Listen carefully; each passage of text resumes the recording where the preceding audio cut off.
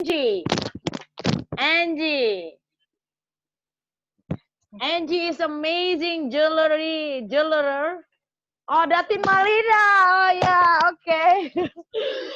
Oh my God, I have my moderator. Okay, so I have Angie from Malaysia. Amazing jewelry. I wear her jewelry. It's amazing. And she also started this very interesting education for jewelry. I was coming to her session. It's amazing session. They tell everything about jewelry. And of course, I have Datin Maliga. Hello, Datin. How are you? Thank you for saying okay in the last minute and launch your tech. And I have Carla. Carla is president of WWLC from Philippines. Also heading pageant of Mrs. Globe. Most welcome. Waiting for you, darling. And then Sadal Taylor, yes? You are from... You are from Germany, yeah? Germany. Yes. So currently I'm actually currently in the States right now. But wow. I have some family and stuff that are currently in Germany that there's been a lot happening over there. I'm hoping to get over there this summer to go over there and see them. So currently I'm in the States towards like Pennsylvania area. Oh, near New York, yeah. So you are Mrs. World Germany, yeah? Yeah. Oh wow, amazing. We actually today also have Mrs. World from Nepal. Is it? Are she coming, Bupon? Okay. I think that there's a couple girls that are supposed to be on here shortly. Yes, I'm not sure. Yes. Okay. Is everyone have the tour? So everyone know the timing, the speaking timing. Datin have the tour. So you will host with me or moderate with me. We will give Qatari to speak open, which is Mr. Saad, or Finit for anyone to open the batch, and then we move. You will be speaking, I think, 3 minutes about your technology opportunity. And then we have Walid, Musa, and everybody. But if everybody is not arrived, so we just move. I already sent the tour. Do you have the tour? Okay, all right. There is store in the. Everybody read the tour. Tour is called Terms of Reference. So we are now hosting batch number 10. I just got it. Anybody already? Yes. So there is already a tour.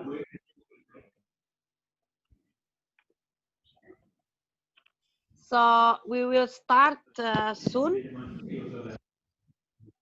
What time is now? We should start. Okay, 5 minutes we will start. I used to have an army grandfather, so I'm very trying to be punctual, you know, so I just don't wait for people. So I will start at 8 p.m. sharp. If the host not coming, so I will be speaking, and then Datin Malin will be speaking, and then Walid Musa will be speaking. If he's not here yet, so Bupon will be speaking, number 2 speaker. It will be 8:17 to 8:22. In London will be 1:17 to 1:22. So every time the minute finish, I will do. What will we do, Datin? Where is Datin Maliga? I mean, I should be starting. Shall we do bang, bang, bang? And usually So we can. what we can do is we can. Hello, Mrs. Show 5 minutes. World from Kenya. Okay, paper. Hello. We do paper. Yeah. So okay. So it's very visible. So when you show Paper, like yeah. this, you know the time's up. Yeah. But if they don't hear, how? They don't see. So we tap. I show my book. Okay.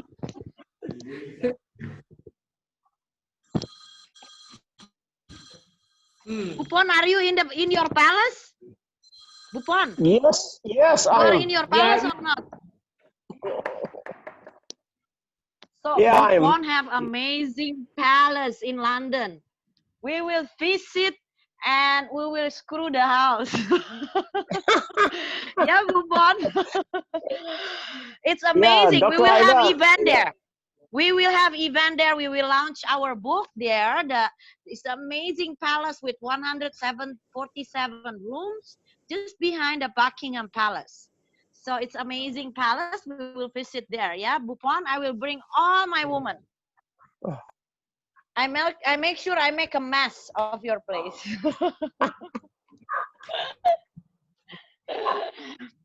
So shall we start? Zero. Yeah. Go ahead. 3 minutes. 3 more minutes. I follow Yeah. my. I think Ella, just start sharp on time. Yeah. I am going to, but I will wait for Amanda to give me. So 2 more minutes. Anybody want to have questions? Anybody already have the tour? You see, Ayla. yes, you steal my book. Oh my God. Yeah. Sis. Caroline is here. Caroline is here. Yeah. She's in the book, yeah. So this year we will launch Malaysia book. We will have Kenya book, Philippine book, US book, Germany book, every book we will have. But okay, actually we start. Okay, we start. Yeah, 2 more minutes. Yeah, 8 p.m. Some people is opening their fasting, so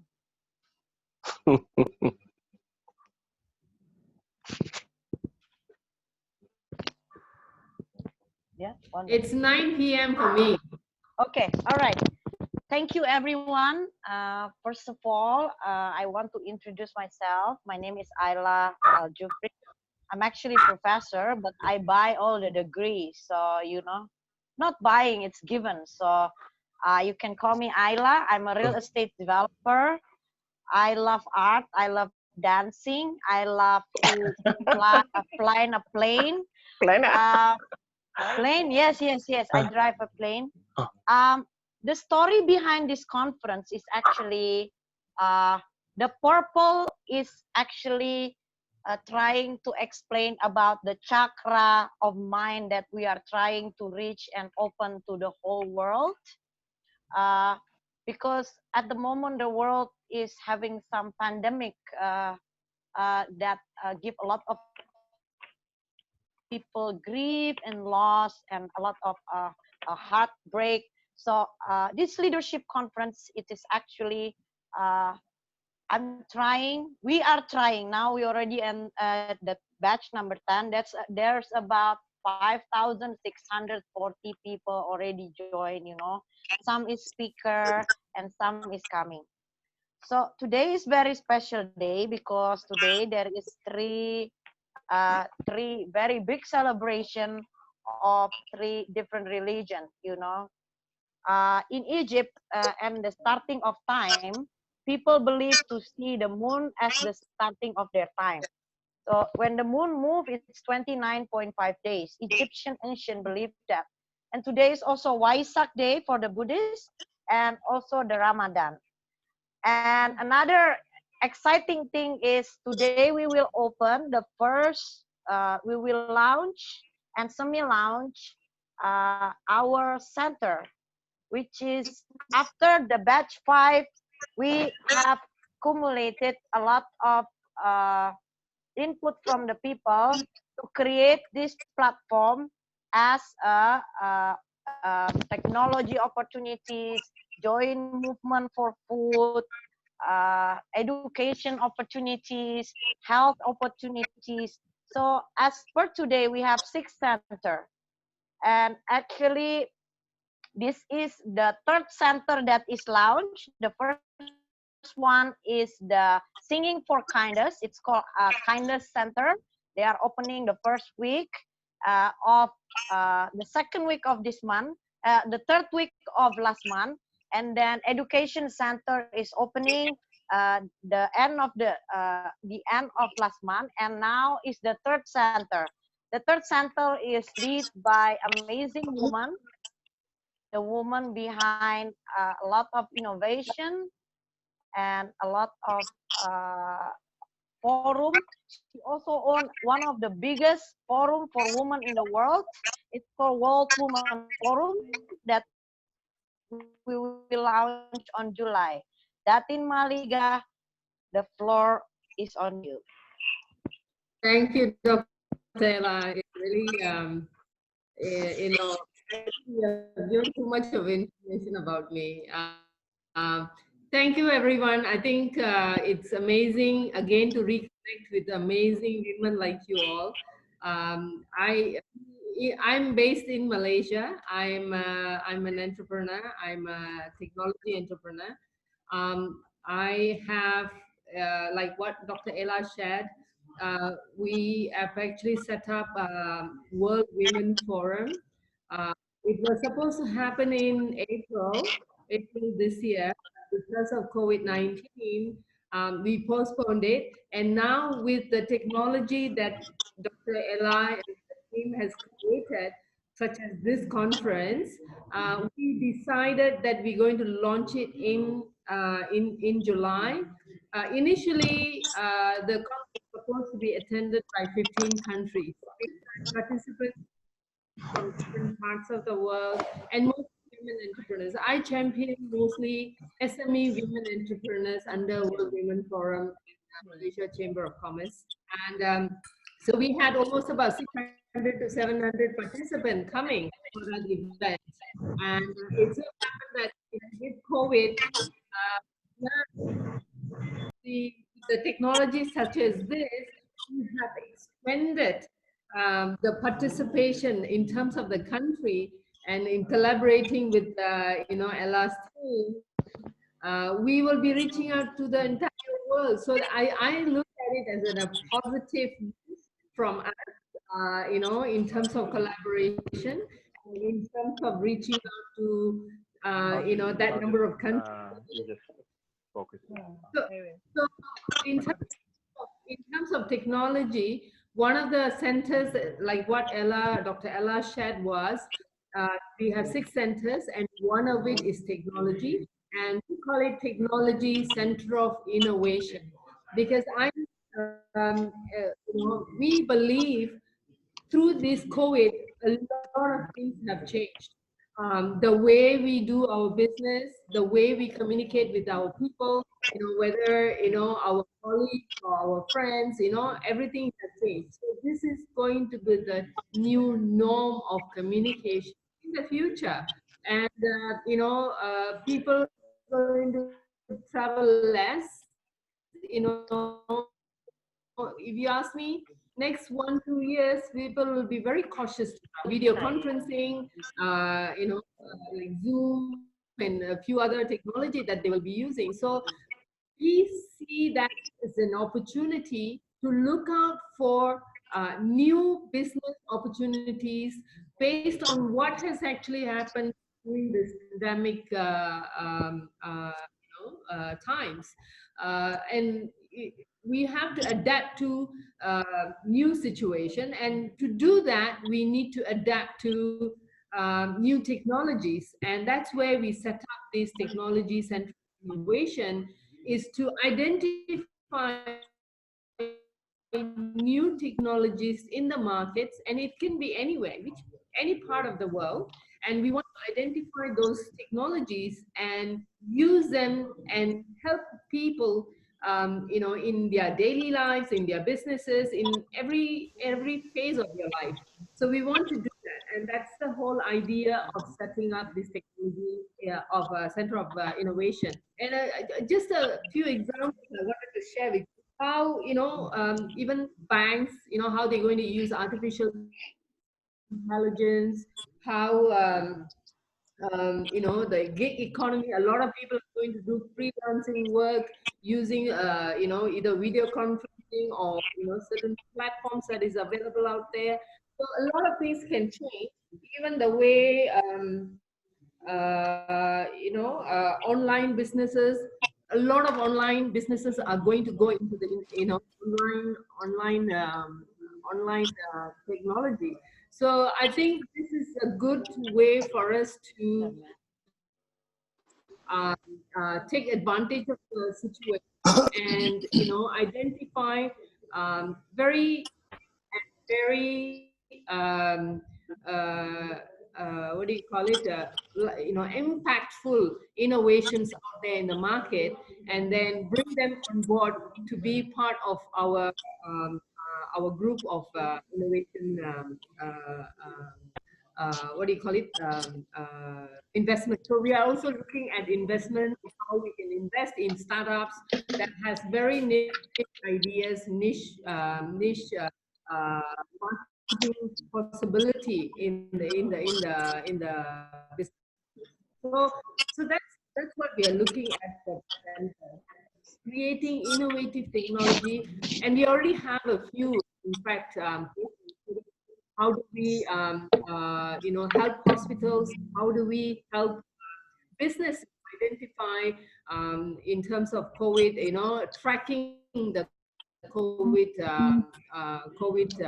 infection among the people. So we have a few that we are already starting to do. So like that, we are looking into a lot more possibilities. Now, why we are doing this is also to help people, not only to monetize it, but also to help people to create more impact and help people to use the technology in that sense. Um, and a little bit about myself, you know, I come from a technology space. I am actually more into cybersecurity, data analytics. So cybersecurity is going to be a big, you know, industry in the future, because and when more people go into the security of your data, or even security of government, will be very concerned with their security, because a lot of people will be coming online, so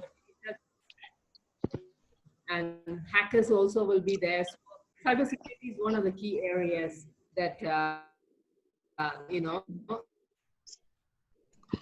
that's going to be the future. So I'm more involved in those areas: data analytics, cybersecurity, and in technology. And of course, my women to, you know, expand their business, to collaborate and engage with each other and see how they can actually form alliances, not just in their country, but, you know, all over the world. So that is where my passion in terms of helping women to you know, to engage with businesses outside of their country. So that's a little bit about me. And now going forward, we will be engaging with a lot of the countries that WLC is associated with. We want to engage with them, identify key areas where technology could be a game changer in those countries, and see how we can collaborate and create an impact, or even invest in those kind of technologies. So that is something that we will be working on from now onwards. So we wanted to launch it today so that everybody knows about it, what we are trying to do. Our aim is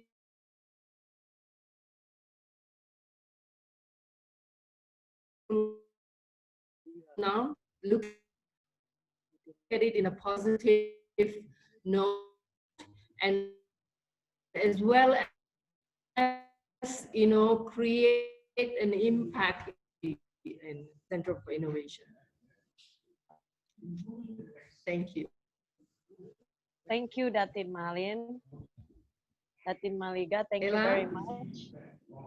I think the host is here. Mr. Finit Nambiar is here. Mr. Finit, can you give us a little brief about Qatar itself as a country, And I also want to thank you for hosting this batch in Qatar. And then the floor is on you, Mr. Finit.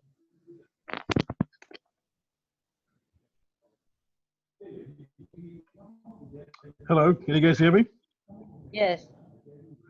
Excellent. Thank you. Thank you very much. Thank you, Ayla, for the opportunity. Yes, we can hear you.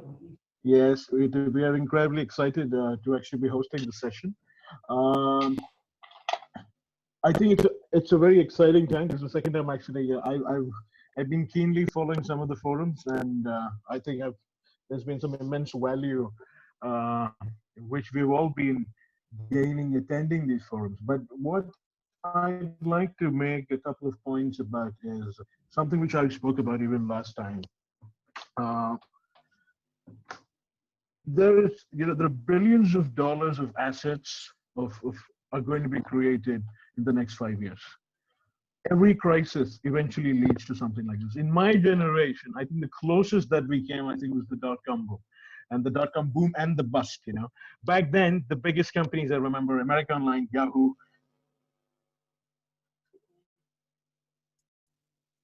Sorry, you can't hear anything.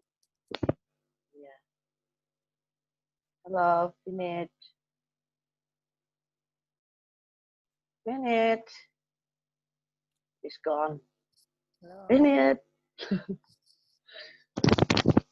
What happened? Dr. Martin, you need to fix Qatar. Oh, is here, Finit? Are you here? I'm here.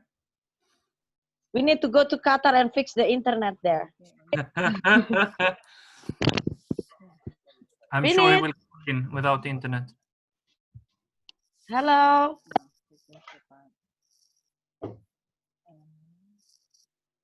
Finit. Finit. Okay. Yes.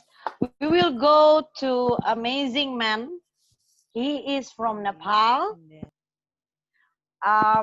Mr. Bhupendra Guron is from Nepal, but he lives in London, working in the leading one of the biggest group in the world. I think not one, they are the biggest group in the world. They manage about 4,000 trillion pound money.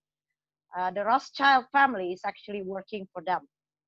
For who don't know the Rothschild family, with the 7 billion human that alive today, if divided by their wealth, each human still have 70 million US dollar. So this is one of the biggest known group in the world. It's called EFG Group. And I was blessed because at one time in my life, our path is met because of my book. Not my book, it's the woman book. It's called World Woman Leading Change book that is launched in British Parliament House on 19th of May 2019, where we're trying to change the world, disable to defable. So the floor is on you, sir.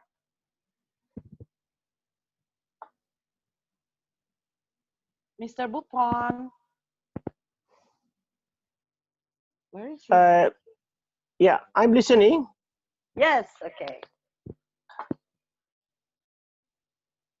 Can you hear me? Yes, we can hear you, Mr. Bupon.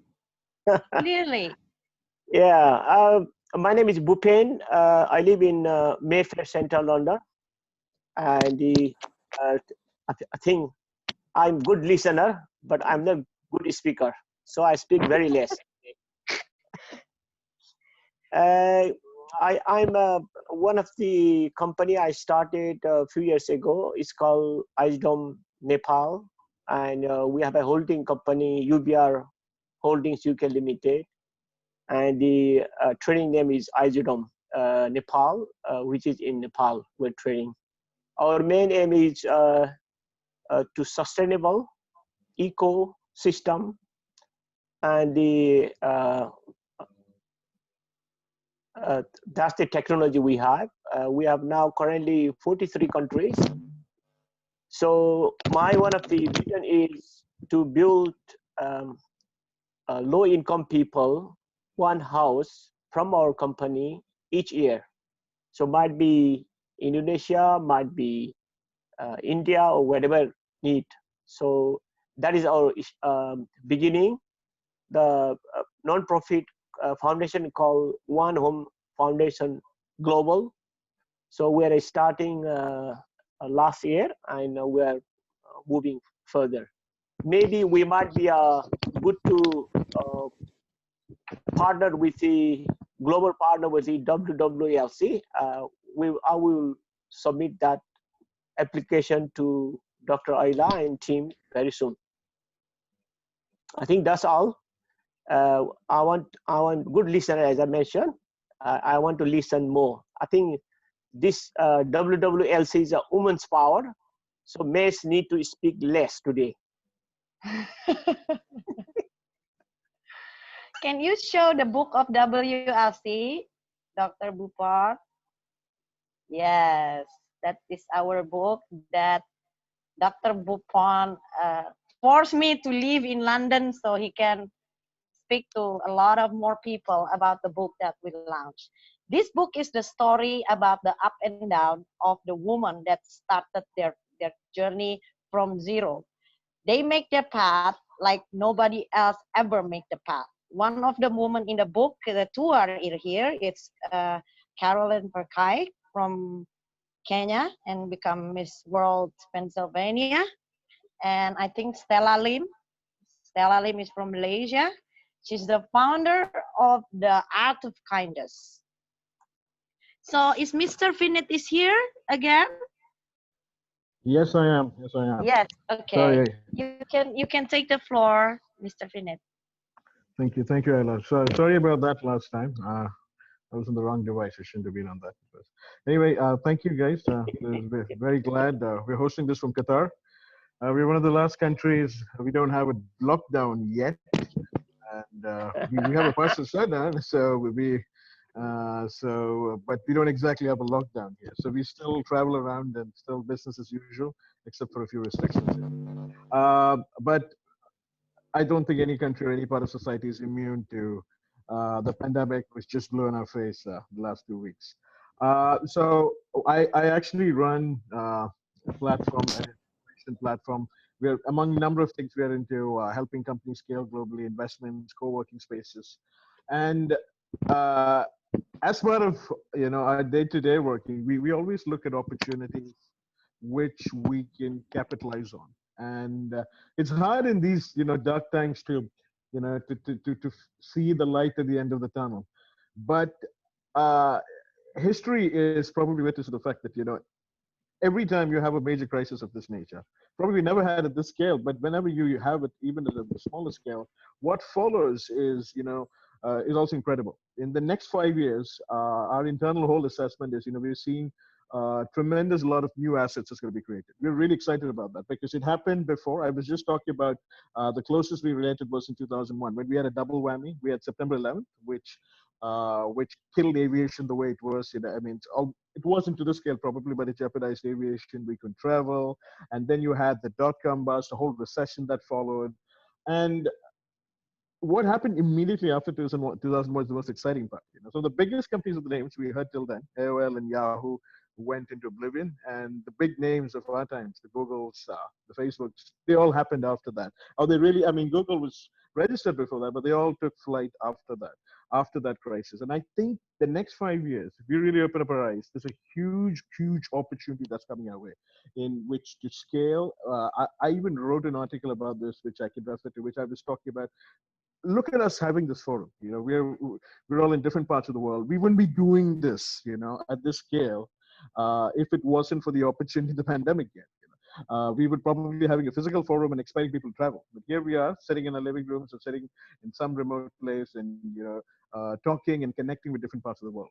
I see a tremendous rise in these kind of opportunities, be it what we refer internally called digitalism.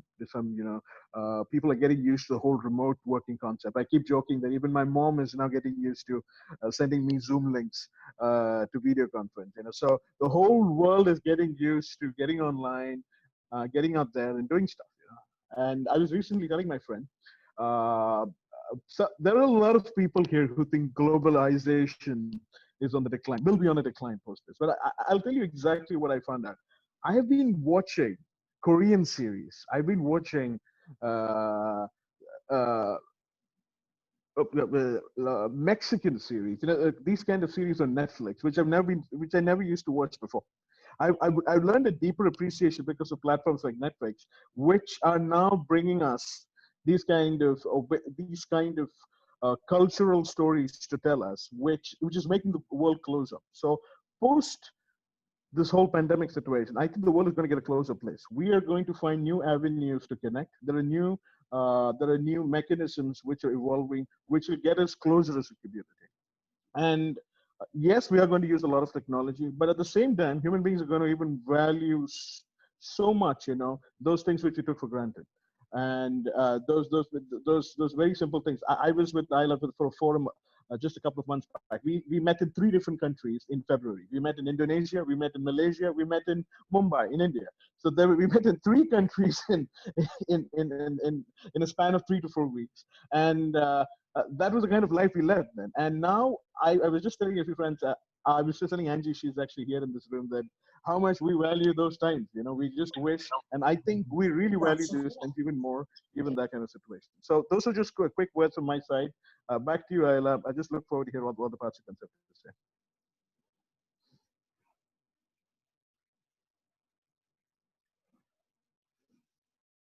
Ayla, you there? And you want me to keep talking? I think I think you're on mute. Yes. Unless you're talking to her. Yeah. Hi, Finit. Finit, can you give me a little bit of, because I have never been to Qatar. I actually get Right. many people actually live in Qatar. Okay, so we're not exactly the most populous country in the world. Our population is around roughly 2 million. It's one of the smallest countries in the world, but it's also, I think, now ranked the wealthiest country in the world, thanks to oil and gas. What else would you like to know? It's a fast emerging wannabe global center, thanks to Qatar Airways and many other hubs which made it that big. And yeah, when I was born here, when I grew up, it was a small, known as a small sleepy town, Dubai's poor cousin. We're very close to Dubai, and now it's getting a name and recognition in its own right. It's beginning to find its place in the whole world. Thank you. We will visit Qatar soon under your invitation. Yes. Absolutely. You don't need an invitation. Okay, we move on to the speaker number 3. Speaker number 3, Mr. Pavel Rudonoski. Mr. Pavel, are you here? Not yet? Okay. We go back to speaker number 1, Mr. Walid Musa. Not here? Okay, we go to speaker number 4, Mr. Carla Cabrera, a very amazing lady that I met during my judging of Mrs. Universe Malaysia and Mrs. Fashion World Malaysia. Her work is similar to my work. It is branding. Yes. So on your floor, beautiful. Okay. Thank you so much, Dr. Ayla. That's a very heartwarming introduction. And good evening, everyone. Greetings, Qatar, and hello from Manila, Philippines. So I'm Carla Cabrera, and I will share insights in the context on how technology, network, and leadership can help scale globally in COVID-19. But of course, in the context of also being a branding and identity consultant, which is primarily my job. All the glamorous escapades with Dr. Ayla is something we do on the side because it's also part of women empowerment, right? So anyway, we all know our world is undergoing unexpected change. We all know that. We can feel that every day. Shopping malls once teeming with people now are virtual ghost towns. I miss going to the mall, to be honest. And then 90% or more plunge in business sales is not uncommon. So the supply chain disruption caused by lack of hands and inconsistent quarantine procedures in different countries are happening. So there's also disinformation, especially we're very keen with that because we're in the communications business through fake news. So it further complicates matters. All of this creates fear, confusion, and probably frustration. So what do we do? Did you come to a point that you're asking yourself or talking to yourself, so what am I going to do now? What am I going to do with my job? What am I going to do with my business? So sometimes at first you face a little panic or adjustment. Like, well, in Manila, Filipinos are happy people. When everyone else is in PPE and rendering their services as frontliners in the medical field seriously, we're all doing our groovies. So, but that's how the Philippines is, you know. Yeah, well, it's a blessing that nowadays in this crisis we're happy people. It means we're very resilient. But what's important also is we have a plan of action and somehow slowly pick up the confidence, you know, and draw from our own identities how to actually survive this, whether you're in business or you're in corporate or you're basically employed. So although things are challenging, we believe, like what Sir said a while ago from Qatar, there's always opportunities. There's a silver lining. And if you consider the following recent developments, which is so fast, I mean, scale is really high when it comes to online sales and digital marketing. They're all growing rapidly. And I actually did some research, you know, on digital marketing strategies, and Google is actually suppressing the keywords on COVID-19 because it's already emotionally exhausting. That's why creatives like us in this business, we will avoid the COVID-19 keyword when we do SEOs, or, you know, we write our blogs for clients and everything because, you know, they don't want to even put it in their analytics anymore. Companies are actually finding innovative ways to repurpose. Let's take note, to repurpose their resources to distribute and market their goods and services. Because again, there's new business opportunities sprouting and they want to address new and unmet demands created by the COVID-19.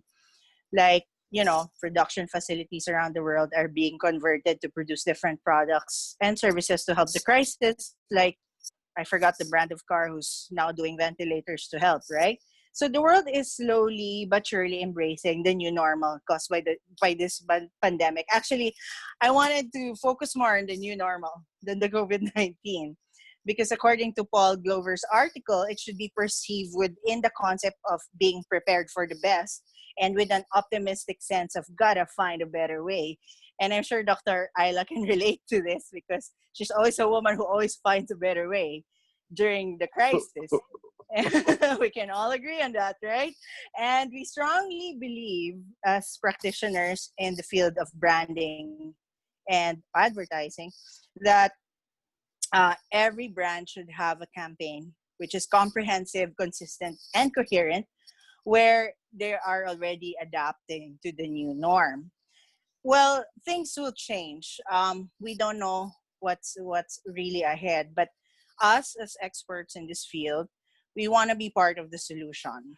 And we actually decided to use a strategy or an approach called trust factor in building brands and identity so we can create value during these times, because businesses must look into new opportunities to market and position, right? With the renewed purpose and the desire to build new relationship, but existing customers, partners, stakeholders, and employees, but in a refreshed perspective way of doing business. So we all know we're all human beings. This crisis made us all come through with a feeling of having more care and health, on being strong, on hygiene, especially thinking about our environment. Maybe we abused it. That's why there's such a virus that came out. So we show more empathy now, you know, parang it's opened it's like an onion, you know, peeling one at a time. It's opening more and showing more empathy and increasing social awareness. So in our point of view, I don't think any business can thrive now without identity, because this is the time that we also understand that corporations have to sustain it with relevance, protect jobs, deliver excellent customer service, and generate income still to maintain business operations, because you want to cross and survive this crisis until it gets normal, right? You still want to be relevant until this is over. So ingenious ways should be explored to carry on in this consumer landscape, like really fast ingenious ways. So therefore we need creativity and innovation more than ever. Why? Let me give you 3 points. So first point is, being born and raised creative, we believe creativity and innovation should not serve as a roadblock, but a freedom in communicating. So brands should purposely live their branding and identity to keep business relevant and trustworthy. It's so important that you are trust the perception of your customers or even your employees, that you can be trusted nowadays, until it's over. So point number two, this is an amazing time around the world to use a network of creative tools and talents. There's so many available online, and not to make advertising. Actually, now our objective is not to make ads. Uh, our objective now is actually to communicate positive stories and educate the audience of our clients. So furthermore, innovating products or services needs redesigning on how to creatively talk and make content to your customers through the digital platform, which is basically the fastest way to scale. We're talking about social media, apps, your website, anything that will connect digitally with a substantial and meaningful content is really, really important nowadays, with always a tone of care and concern. So that's the second. The third is, again, we decided to approach our strategies with the trust factor. So focusing on building trust creatively should be relatable inside and outside the company, meaning now you're not only talking to your audience or your customers, you're also talking to your employees. You're also talking to your stakeholders, your suppliers, your partners. And this factor should be identified from the new ways you will do business, wherein everyone involved in your company will also relate to it as well and support it as one organization, united in a new message and a new purpose. Based on the following statistics, actually, it has been proven to be 13% of consumers will pay 31 to 50% more for your products and services if they were under the impression that you're making a positive impact to the world, according to Customer Thermometer. In fact, so online business is really rapidly growing, even for produce products. I'm amazed how expensive a kilo of banana would cost, and people are really paying for it because, because that company or that brand is doing everything to give the best customer service, so everyone will be supplied with the right food and the right nutrition. So they're willing to pay, actually, as long as they feel secured and ensured by your service. And 89% of customers stay loyal to brands that share their values. So it's so important now that even though you're not operating, it's not an excuse not to be relevant. You can't, you have to adapt or you die. That's what we always say in our agency, in our advertising agency. So you really have to make an effort now to make them all stay loyal and, still have that connection with your brand. So some pointers for leaders, probably if I'm going to have a branding talk, it will take probably a few hours, but at least I'm trying my best to give, some insights quickly. But, points for leaders, especially we always tell our clients to have ideas as quick as you can. And of course, you can collaborate with that. And decisiveness. This is not the time to drag decisions. This is not the time, because you cannot scale, you cannot measure if you're wasting time. And every time now is very valuable, and you have to have experience. They're all essential. So during this time of crisis, there's quick, intelligent decisions. If they can spell the difference between success and failure, so fast, the turnaround time nowadays, because it's like entering a really new landscape for everyone. Everyone's adjusting. Nobody's exempted. And if there's no established metrics nowadays, whether on digital or whatever KPIs you have, it's normal because this is something new for everyone. Everyone's trying their best to establish things again. In making such decisions, experience. So you talk to your top guys, and then you collaborate probably with third parties like consultants who are innovative, not just doing their job, but somebody who will really have to bring something on the table, showing insights and empathetic leadership. And it would really help if you get people who runs and owns their own business, because they can really empathize with you as well.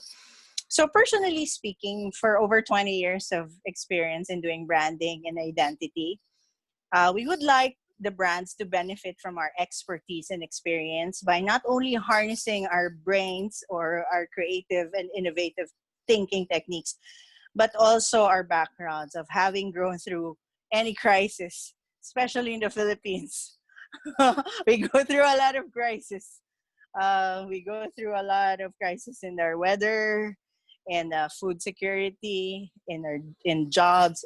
A lot. We're very resilient people, and we're used to this already. So we don't have to be also present locally to render services, because the digital technology is amazing nowadays.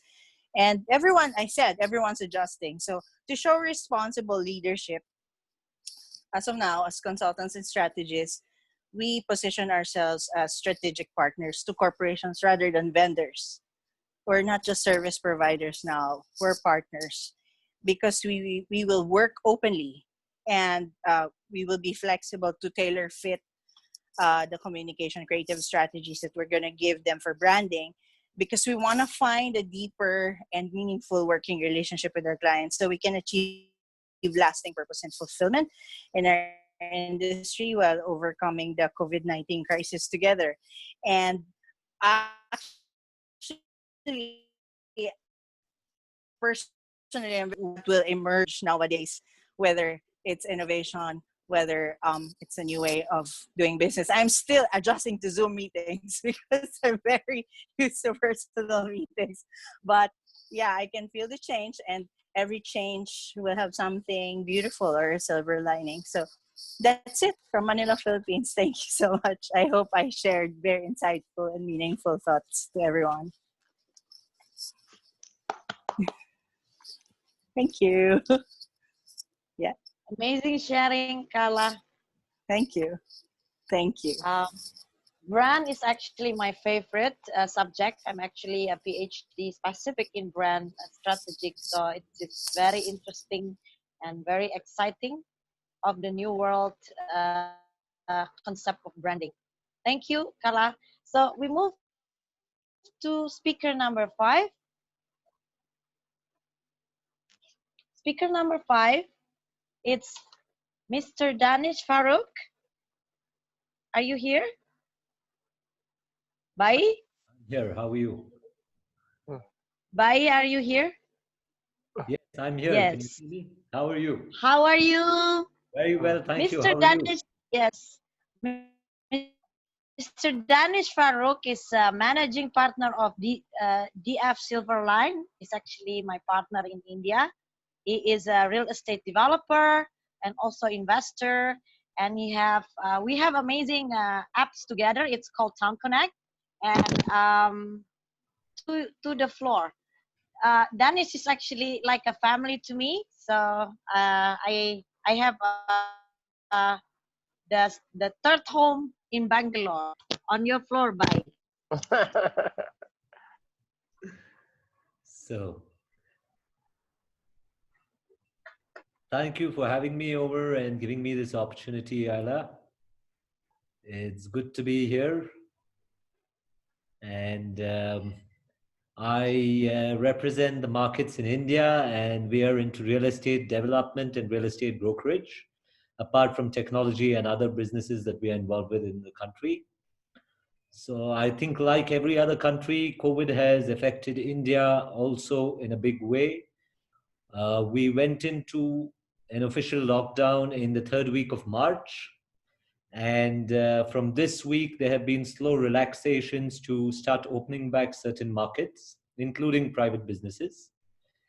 And it's a very challenging time for us in India because we have not really adapted to technology in a large population. We have 130 crore, which is 1.3 billion people as a population in India, and maybe about 2 to 3% are urbanized. The rest of them are still in rural areas, underdeveloped.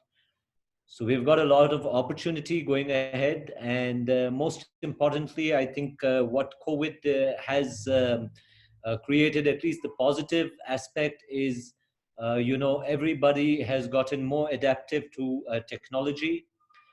People are getting used to doing business in the new normal. Um, Businesses have restarted now and requirements are coming in. So, being in the business of real estate, there's always some requirement which is there. So it's not really, a bad time for us. I think we going ahead in the coming few weeks, we are working towards strategies for the new normal and to ensure that we are able to adapt to the changes that have been presented in our economy.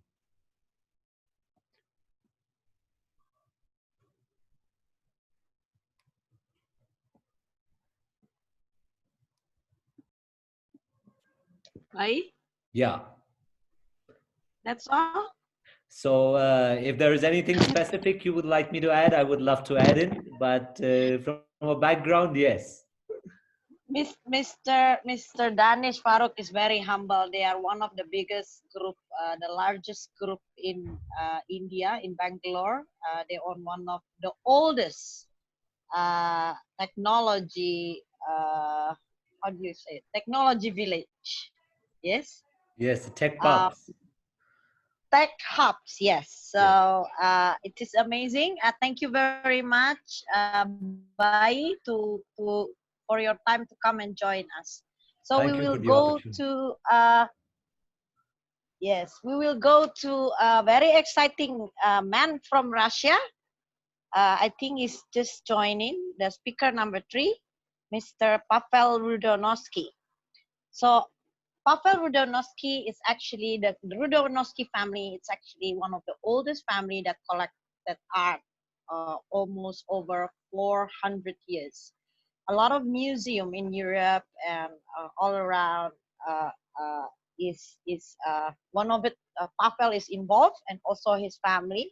He's also the co-founder of Rudonosky Production.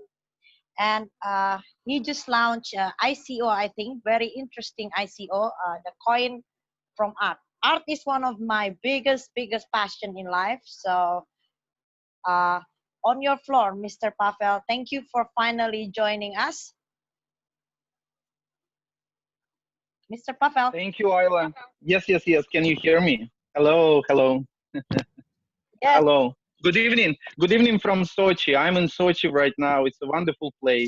I recommend Sochi. Sochi, it's a seaside in Russia. Wonderful place. We have Elbrus Mountain just behind me, and in front of me, it's a wonderful seaside. We have dolphins. It's a great place to be in a time of this global disease. I recommend everyone to come. Thank you for introducing me. Yes, and hopefully I'll see you here in some time. Yeah. We're coming. We're coming. Wonderful. Maybe we can do conference here. It's a wonderful place to host a conference. Maybe we can do the Royal Club gathering as well. So. Yes. Okay. Things. I would like to talk about art and how art and culture will be important for the future for any country. It doesn't matter where you live. So basically in the time of global digitalization, we are creating a new planet. This planet called, I don't know, people call it different. Before they thought it's going to be internet, but now it's something different. So it's a new planet. I call it like a digital world where uh, everyone trying to find its own place.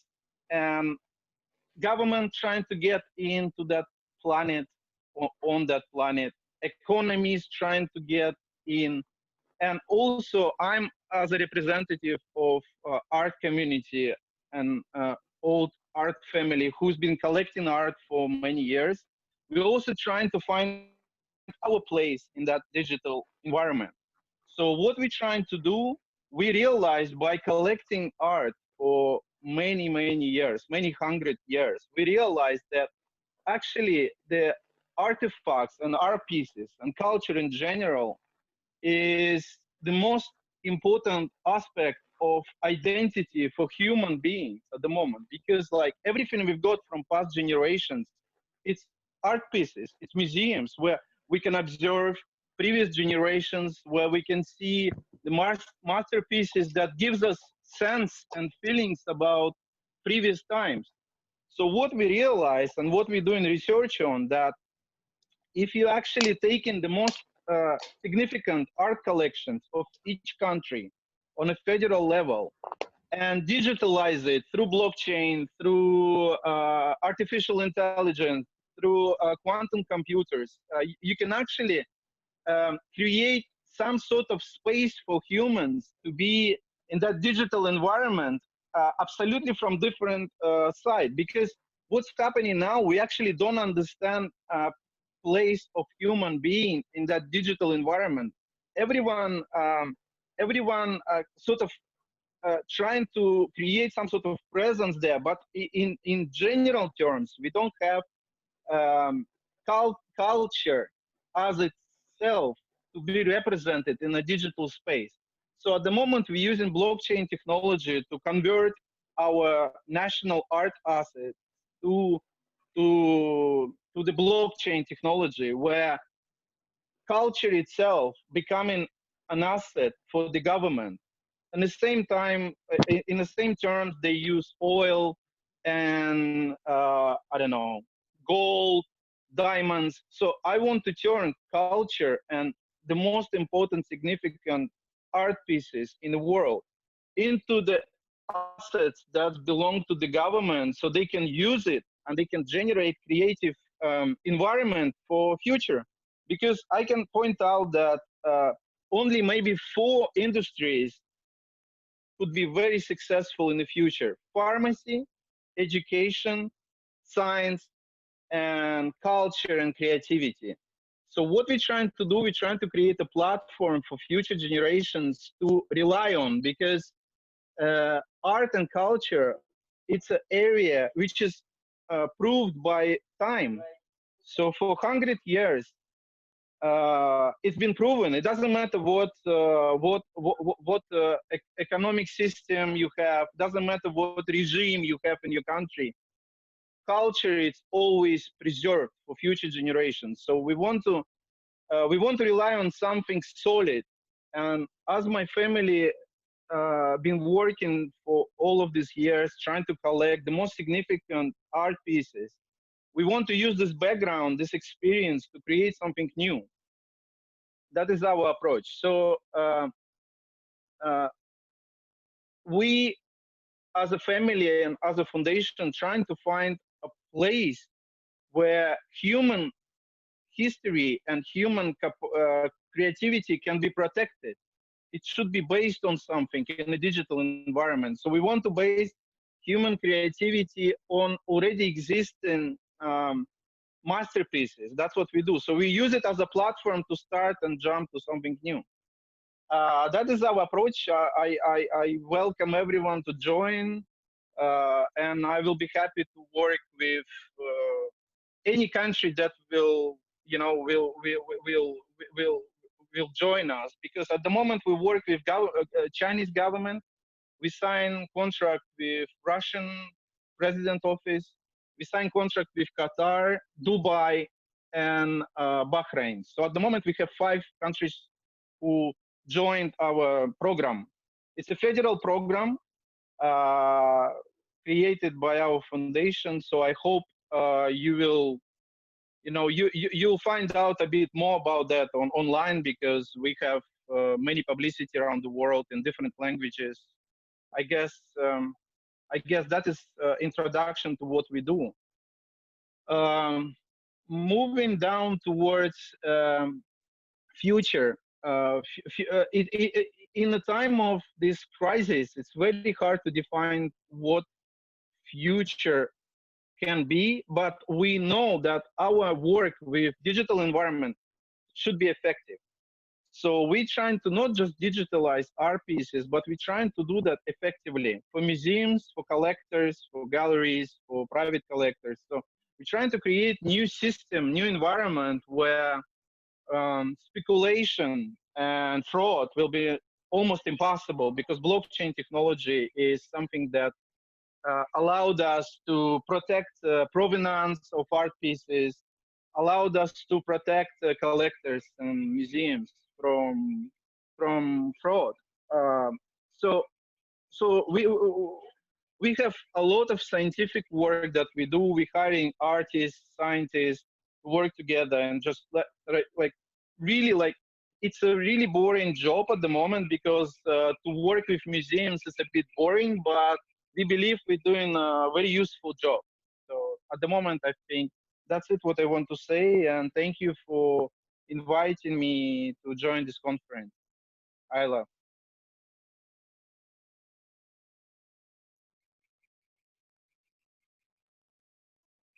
One more thing I want to say, sorry, I missed something.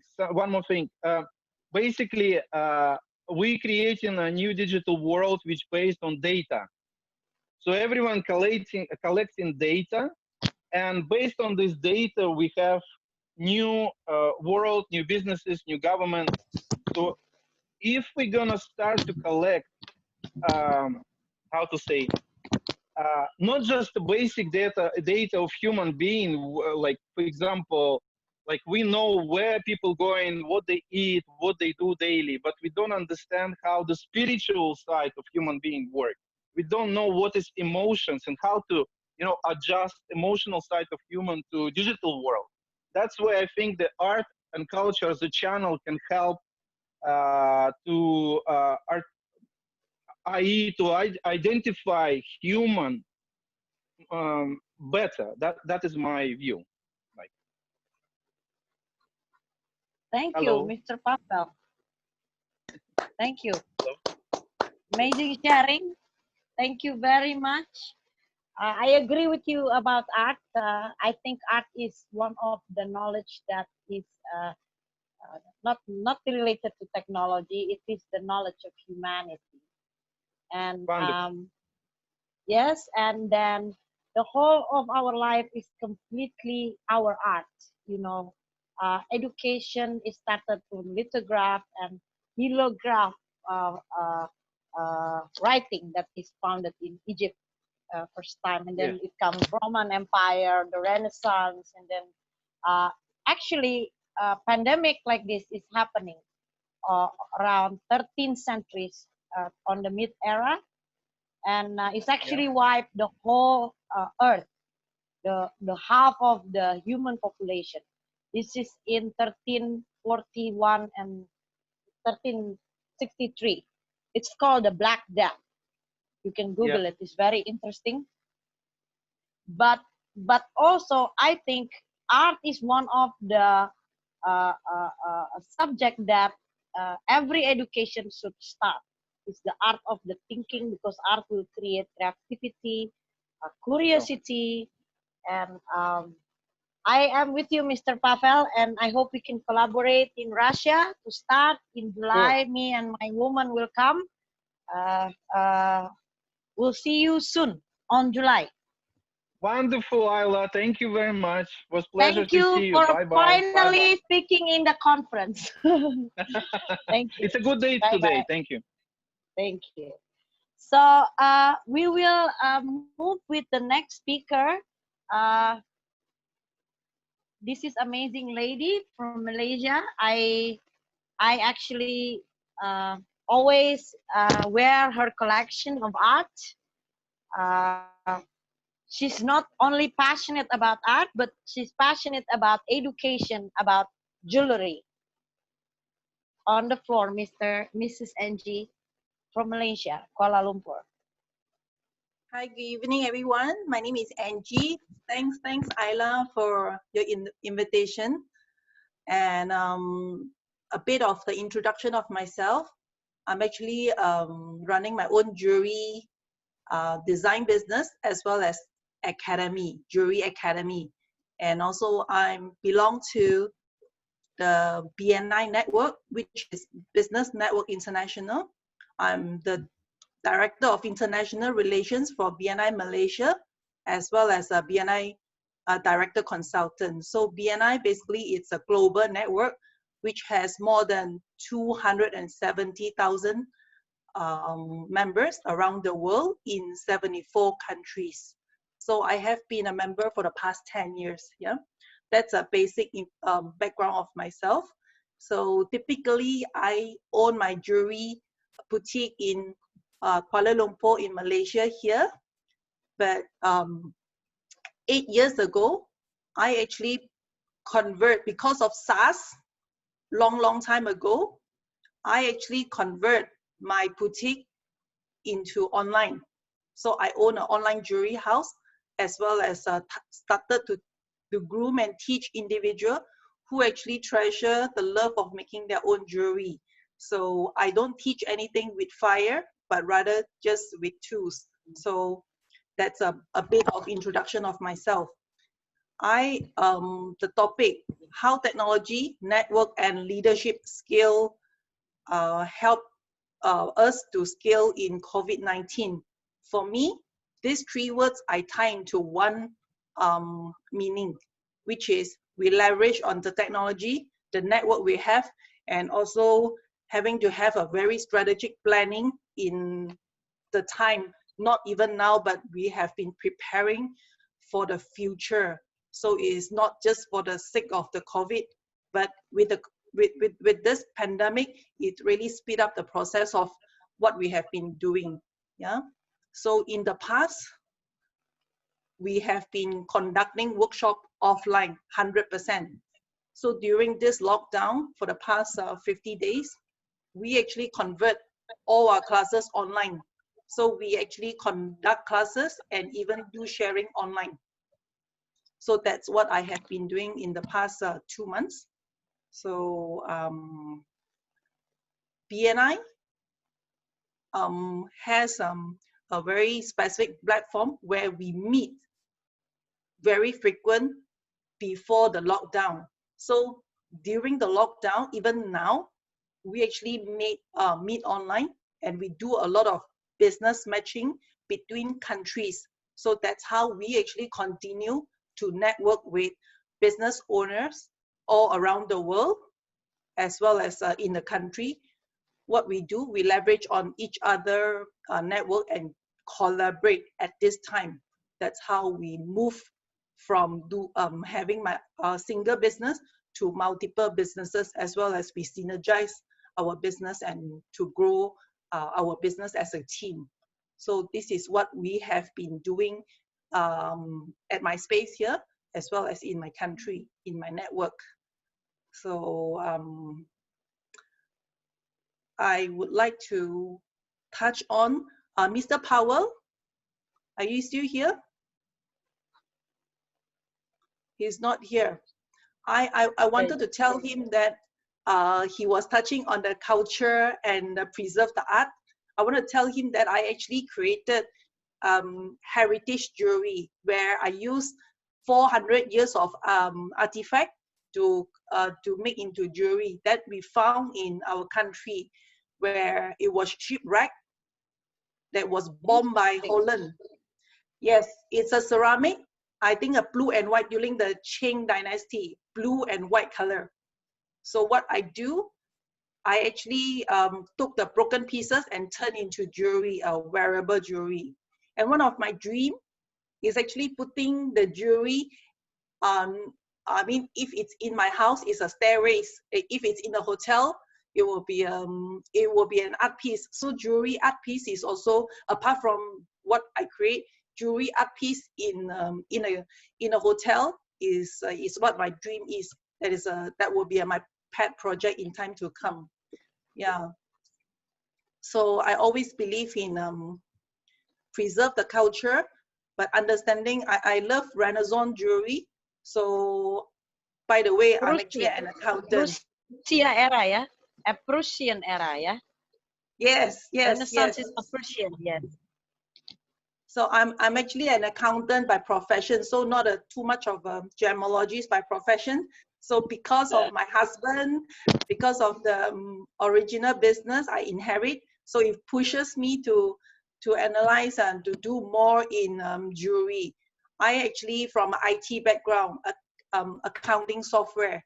So I actually combine managing the system, then come to managing the business. So jewelry is so happen is one of the business that I found. Yeah.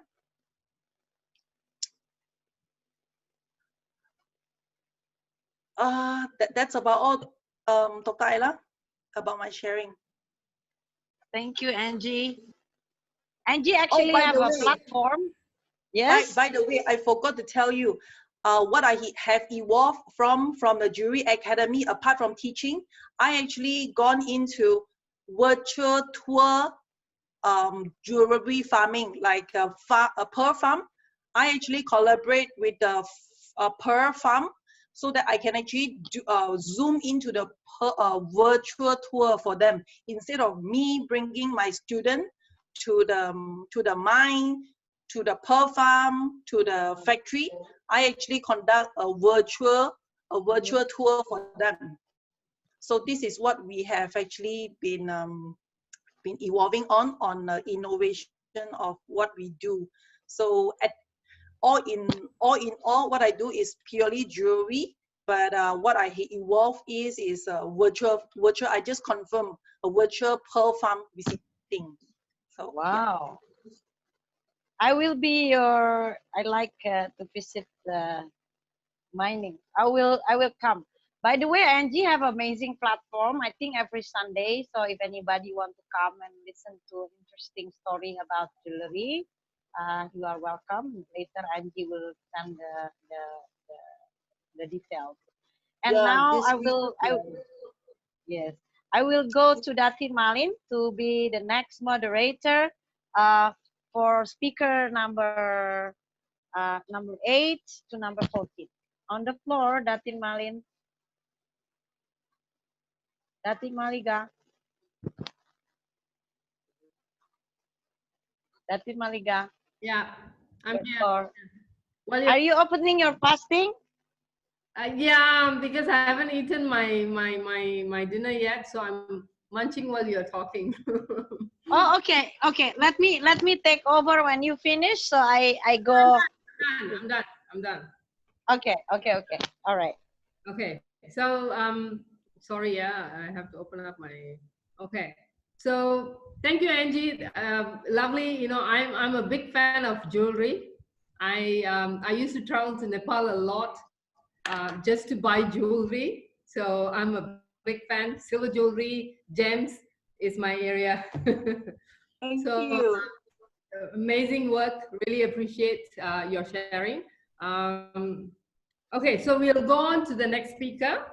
The next speaker is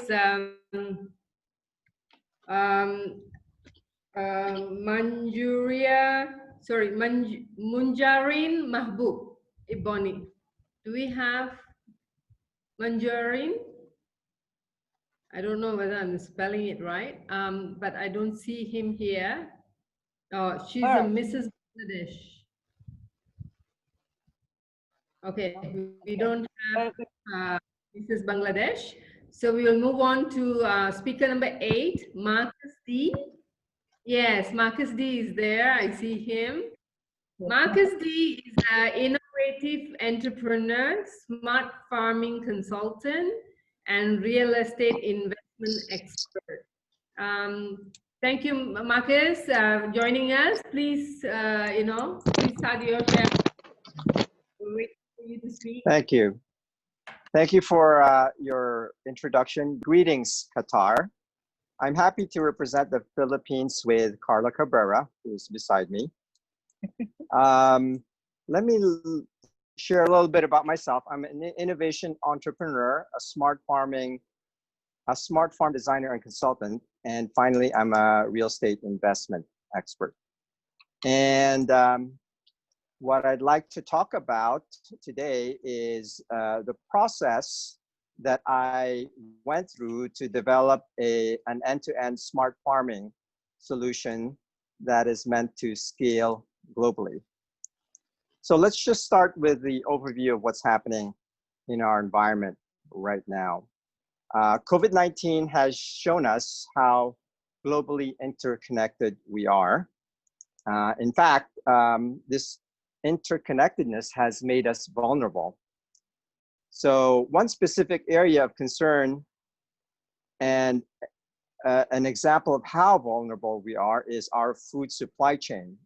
When the COVID pandemic occurred, a lot of our food supply chains were disrupted throughout the world. In fact, in the Philippines, a lot of cities had temporary shortages because the quarantine across cities, there were too many checkpoints along the way. So food that was meant to come into Manila were actually delayed and a lot of spoilage occurred.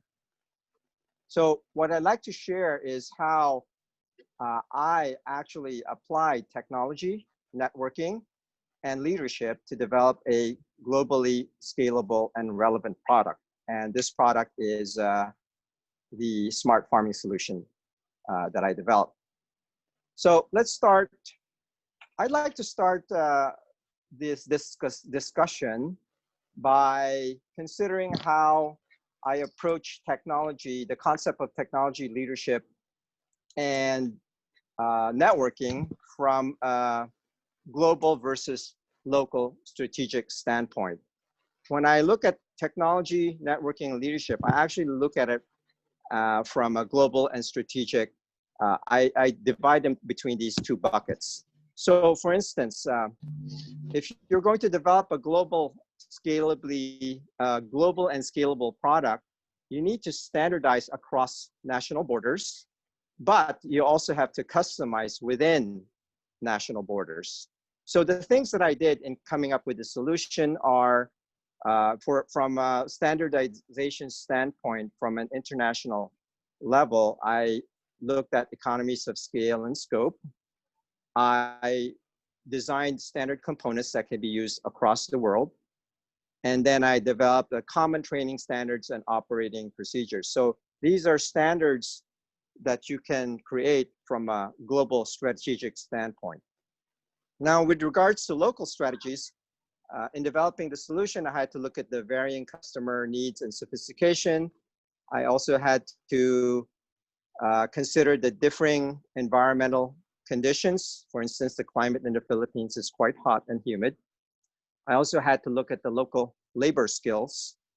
And obviously, very important, you have to look at the government regulations and their requirements. So I apply this global versus strategic balancing lens in applying technology, network, and leadership to come up with a solution that's meant to be scaling globally. So let's start with the problem in the Philippines in terms of food crisis and food production. There are four main problems here in the Philippines. High capital investments are required, but farmers face limited financing options. Number two, processing and distribution challenges, mostly caused by lack of efficient road infrastructure. And then there's slow adoption of modern technology, mainly by lack of spending and attention by the private and public sectors. And finally, climate change. So as you may have noticed, by considering the local problems, you can also divide these problems from and put them in either the global bucket or the local bucket. For instance, global is climate change, local bucket is distribution challenges, and high capital requirement with limited financing. So with that, I move on to technology. Now, when I looked at developing this solution, I used global technology, but applied local resources. So with regards to the global technology that I used global management approach because I was a graduate of UCLA Anderson Business School. I developed training systems that are international and in standard design methods and ethical standards. So these are the global technology that I acquired through my work, which spanned the United States, China, and now the Philippines. Now, with regards to local resources, really, I just use local resources to make sure that the product is accessible to most of the population, because the Philippines is not one of the richest, it's actually one of the poorer countries in the world. So you really have to be sensitive to the availability of local resources so that you can make this product available widely. So the things I looked at are materials and equipments, human resources, marketing practices, and distribution systems. So these are very localized in developing the products. Moving on to the second area, which is networking. I also use global and local networks. Since I've been traveling around in my career and I've had an international education, I was able to use my international educational network, mainly from UCLA. And then I also worked in 3 countries, so I have developed a You are professional from network. UCLA. Oh, wow. Yes, Dr. Ayla. Yeah, I graduated from the Anderson School of Business. Wow, amazing. Very Thank hard you. to get into UCLA. Thank you. And then finally, working around the globe, you develop your own personal network. So a lot of these people were actually able to help me in developing the concept, coming up with requirements that could be transferred internationally, and also coming up with new ideas on how to actually develop the distribution here in the Philippines, and yet also have a distribution system that's applicable internationally. Now with the local network, I mainly dealt with nonprofit organizations, government agencies, of course, lawyers and consultants, suppliers, and of course the customers. And that's pretty much, I hope that explains how I had to use both my global and local network to come up with the solution. Finally, there's leadership. Leadership, I really think it's more of to me, leadership is actually universal. It's really, I don't really look at it as something that is only locally defined. I think most leaders in the world should have more of a universal global principles to lead properly, since we're in such a globalized world. So to me, in coming up with this solution, you just have to be a thought leader. So in my case, I was creative. I had to be imaginative, and you never start with the constraints, right? So in the Philippines, it's really making sure that you meet with people who have an optimistic worldview. In the Philippines, a lot of people are under the poverty level. So there's really a lot of resistance to new things, especially if you're coming up with ideas that are dramatic and uncommon. The next thing is you never compromise your value. And this is where I talk about global leadership. You really have to know who you are. You have to have an ethical view in running the business, and you just have to not fear about doing the right thing. So you always have to be courageous enough to do the right thing, even though people disagree. And believe me, when you're trying to do something new and innovative, especially in a country where most of the businesses are late adopters, they're not really early adopters, because the economy here is not based on research and development, new technology. It's actually more of late adoption of whatever is working overseas. There's really a big difference in local values versus people like me who have an international background. And finally, be willing to help first. When I came up with this solution, it actually has a lot of social and sustainability benefits to the country. And so in my case, I actually got attention from corporate customers.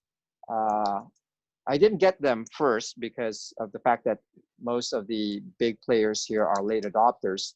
So what I really had to do was I actually had to start a CSR program for this business, even though it was just a startup.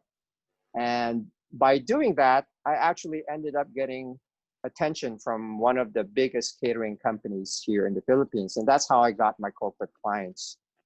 That's how I started getting corporate attention, by actually starting a CSR program first. So what did I achieve by going through this process? Well, I ended up developing this Favela Smart Farming system. It's an end-to-end smart farming solution, which is based on aquaponics technology. It's globally designed, but it's locally executed because I'm in the Philippines, so you have to start the business and gain traction in your own country before you go globally. And the picture on the right shows the system actually set up at a local charity that supports children who are in crisis, and it's actually run by the nuns from a local church. So that's my talk. I wanted to thank you for giving me the chance to discuss. You can get a little bit more of insight on what I'm doing through my website, marcusd.com. And thank you, Dr. Ayla, for inviting me to this talk. I appreciate it. Wow, that was an amazing sharing. You know, I really like the last part that you said, globally designed and locally executed. That's exactly, you know, throughout your entire sharing, I can see that is what you've been doing. And it's always difficult, you know, when you're starting something new, acceptance is always difficult. But once, you know, you have the buy-in, and you have the buy-in now, and I can see that impact that you're creating, I'm sure, you know, it's going to go much, much bigger. And, you know, you're helping the kids, you know, it's environment friendly, and, you know, in terms of the resources, you are, you know, you're using the existing resources. Amazing work, amazing sharing. Thank you so much. This conference today. Thank you. Thank you. Thank you so much. I'm happy to be with all of you. Wonderful speakers, and thank you. Thank you. Welcome. Okay, so we'll move on to the next speaker. I just want to reiterate, you know, the sharing here is so great, and we are, you know, we are listening. Just to be mindful that we want to keep the time so that everybody have the, you know, the space to speak, and we can respect other people's time to make sure that the conference ends on time. Yeah. So the next speaker we have is Sandal Taylor, Mrs. Germany World 2020. Am I pronouncing your name correctly, Sandal? So my first name is Sandel. Hello, everyone. Can you guys hear me okay? Awesome. So yes, so I am currently representing Germany with the Mrs. World organization, although right now I'm currently living in the States. I haven't been able to actually get back to Germany just due to the lockdown where I am. Germany at this point has actually lifted their lockdown slowly as of 3 days ago. I think that that's kind of phenomenal because we're able to actually watch and see how that's going. From my country's perspective, I think it's important to highlight a few facts in regards to technology in the COVID pandemic as what we're speaking to. One of the very first things that Germany was able to do was transport and transverse their UV, which is the Volkswagen company, into making medical equipment. I think that we can see this throughout the countries of the world that are taking different opportunities, such as distilleries and manufacturers, and coming together as a united front to fight this global pandemic. I think that that's so important. The other thing that as a country we've been able to do, and I've also seen it here in the States, is the Red Cross has been going all over to different areas of the world, not only collecting, but sourcing their information and their objectives to other places in the world. So for Germany, an example, the Red Cross is actually transporting food and supplies to not only Turkey, Greece, and Syria. And what's amazing about that to me is it shows that good faith of, utilizing technology to say that you have that need, taking that technology to find out where that need is, and then lastly, taking those needs and actually trying to supply them. For me, my next point is a little bit personal, and I'd like to share it because I think it's so valuable. And Caroline actually invited me and reminded me of why, I'm doing this. So thank you so much. Yesterday, my father actually went through a neurological surgery that we did not know about. It was last minute, and it was an intense surgery, and he is doing very well. But thankfully, because of technology, we were able to connect and actually see him for the first time since the pandemic, because he is in a nursing home and we can't see him other than by the phone. We're not allowed to visit. We're not allowed to hug him, so that was really amazing that I was able to utilize the technology that's already in place to grant access to not only me, but my family members. So for me as a leader, what I want to do and what I'm challenging all of you to do is, find somewhere that's either close to you or in a way that you can get one piece of technology to maybe an area that doesn't have it. With the technology that we're using today and connecting more people, we're able to provide more education, more supplies, more conferencing, more heartwarming connections than ever before. And, I love what a lot of the speakers have said is that in this time, you are faced with adapting and changing. And I think in our world today, we have to come up with that innovation. In a personal business standpoint, I am a hairdresser and I'm actually an educator in hairdressing. I haven't quite figured out how to cut somebody's hair 6 feet away from them yet. But as far as the education piece goes, I'm able to connect with my students just like this. I'm able to have interactive classes with, the technology that, is coming from all different countries, playing games online, utilizing Jeopardy and so forth. And for me, the other thing that I've been doing is because I'm not able to cut hair in person, I've been able to provide vouchers for, when we are able to resume coming together. So I am in the process of opening up my own nonprofit called the Haircut Foundation.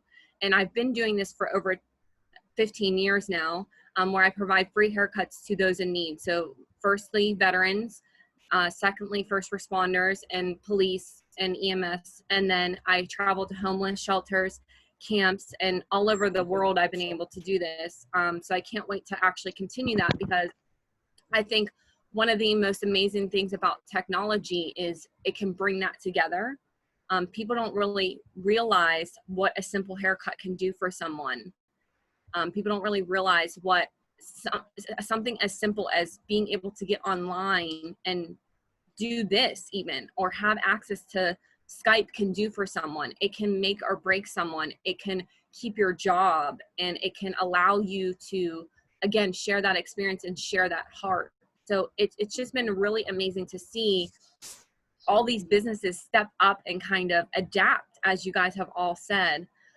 So it's a little bit different for me, because from my perspective, like I said, I'm currently not able to do any, physical work. But as far as connecting through the internet, I'm great that I actually have that opportunity to continue to connect to my, students and educators. I think one of the biggest things too to point out in Germany is that there is an initiative that is called the OB Tech, and it's doing research in Berlin and Brandenburg. And so what they're doing is they're bringing people like this on this call into them, and they're connecting with all over networking globally to bring in industry sector leaders and bringing some of that technology to them as well as their technology to them, working again on that cohesive front. I can't tell you what it means to actually sit here and see all of you guys working cohesively to figure out what comes next. Strategic planning, like you guys have all mentioned, you know, I think what's happened is it's enlightened us to come up with a crisis plan. That's really what this pandemic has done. It's made us reorganize and refocus on crisis response in any capacity. And I think more importantly, it's shown us now that we as humanity are stronger now than ever. And again, to speak on that, what, you know, some of the ideas are coming for is showing the world what we have done in this time and continuing to document those for the future to show that, you know, we can lift each other up is so important. One cool fact is hopefully soon on the 15th, there's two very, very important dates coming up on May 15th.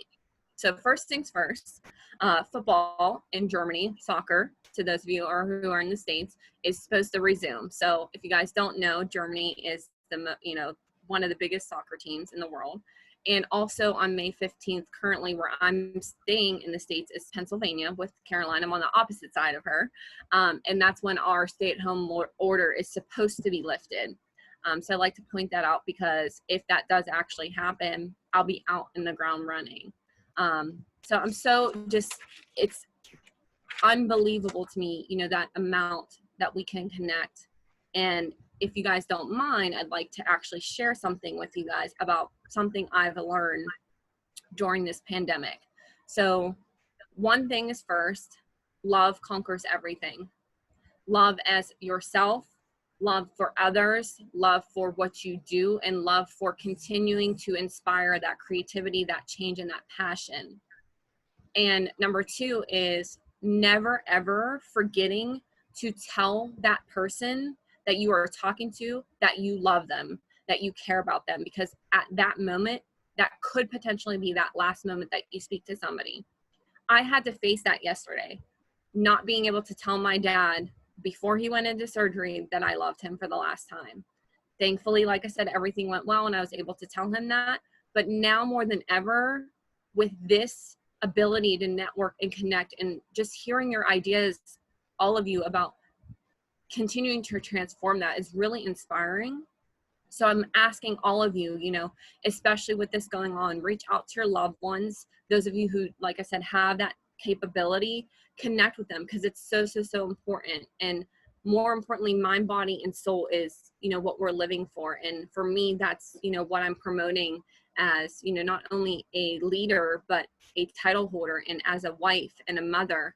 You know, I want to remind my kids that more importantly than being able to go to the supermarket or go out to play, you know, to the store and play, or go to, you know, whatever the park it is, that we have each other, and to rely on that now. And I'm so optimistic for the future, and hopefully I'll be able to actually meet all of you guys in the future. And I'm just so grateful to be here and speak with you guys today.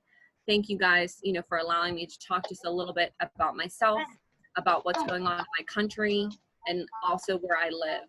Thank you guys so much. Thank you, Taylor. You're welcome.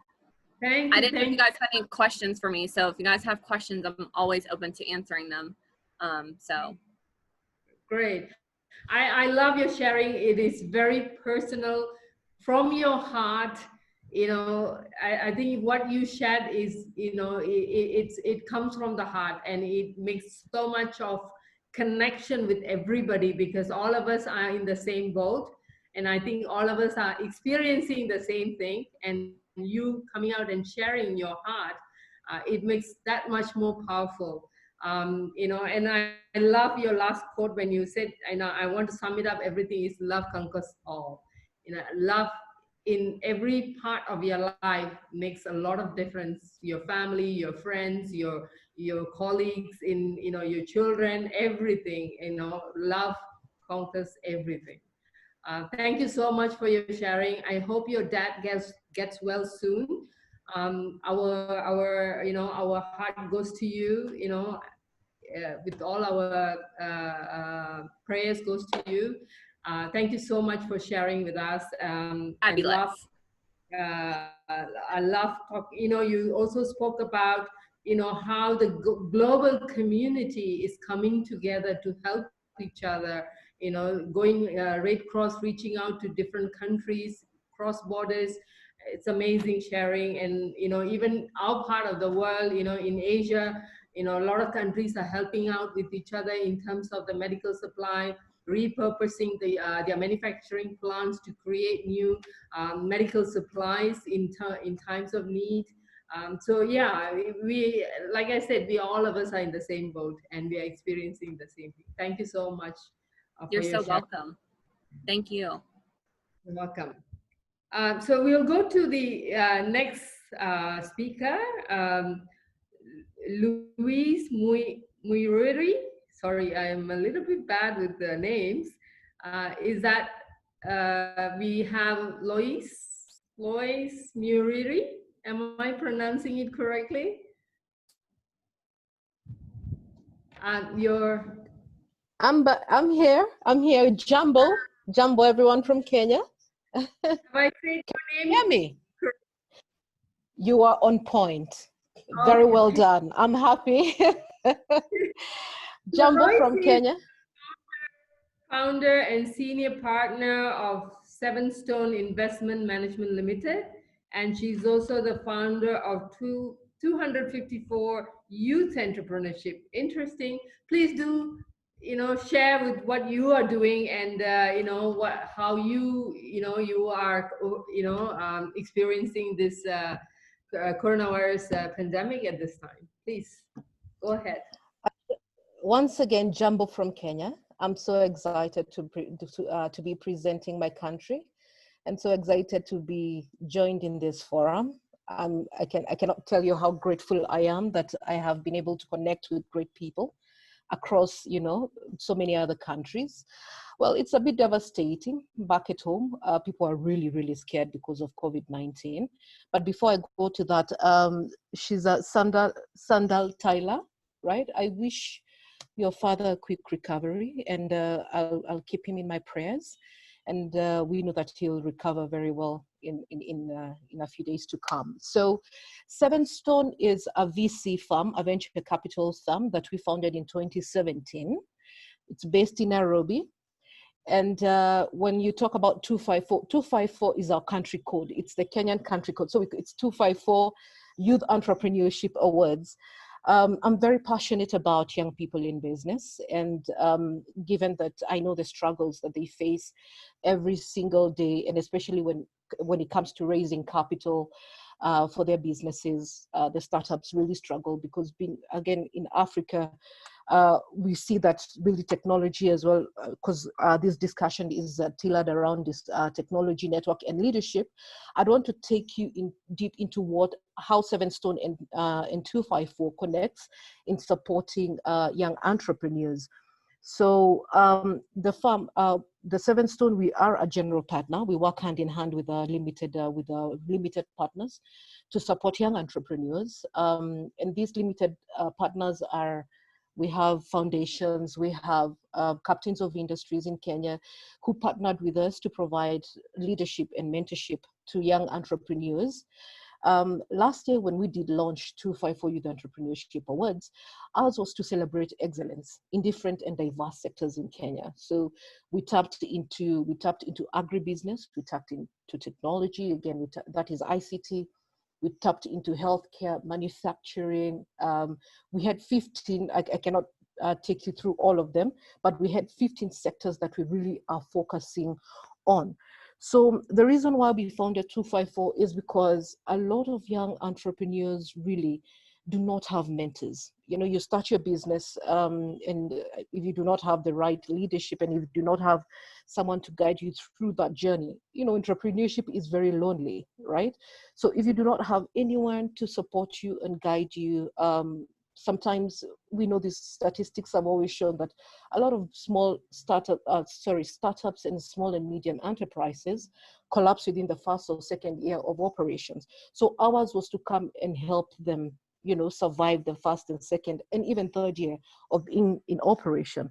So our approach was to go to our industry experts, men and women, CEOs who were running, great companies in this country. And we asked them for favors, whether they can become mentors to these young and promising entrepreneurs in Kenya and help them save their businesses. So we have 28 great industry leaders who confirmed and are now working. And thanks to technology, when COVID-19 happened, we were worried because we didn't know how, again, now these people can meet.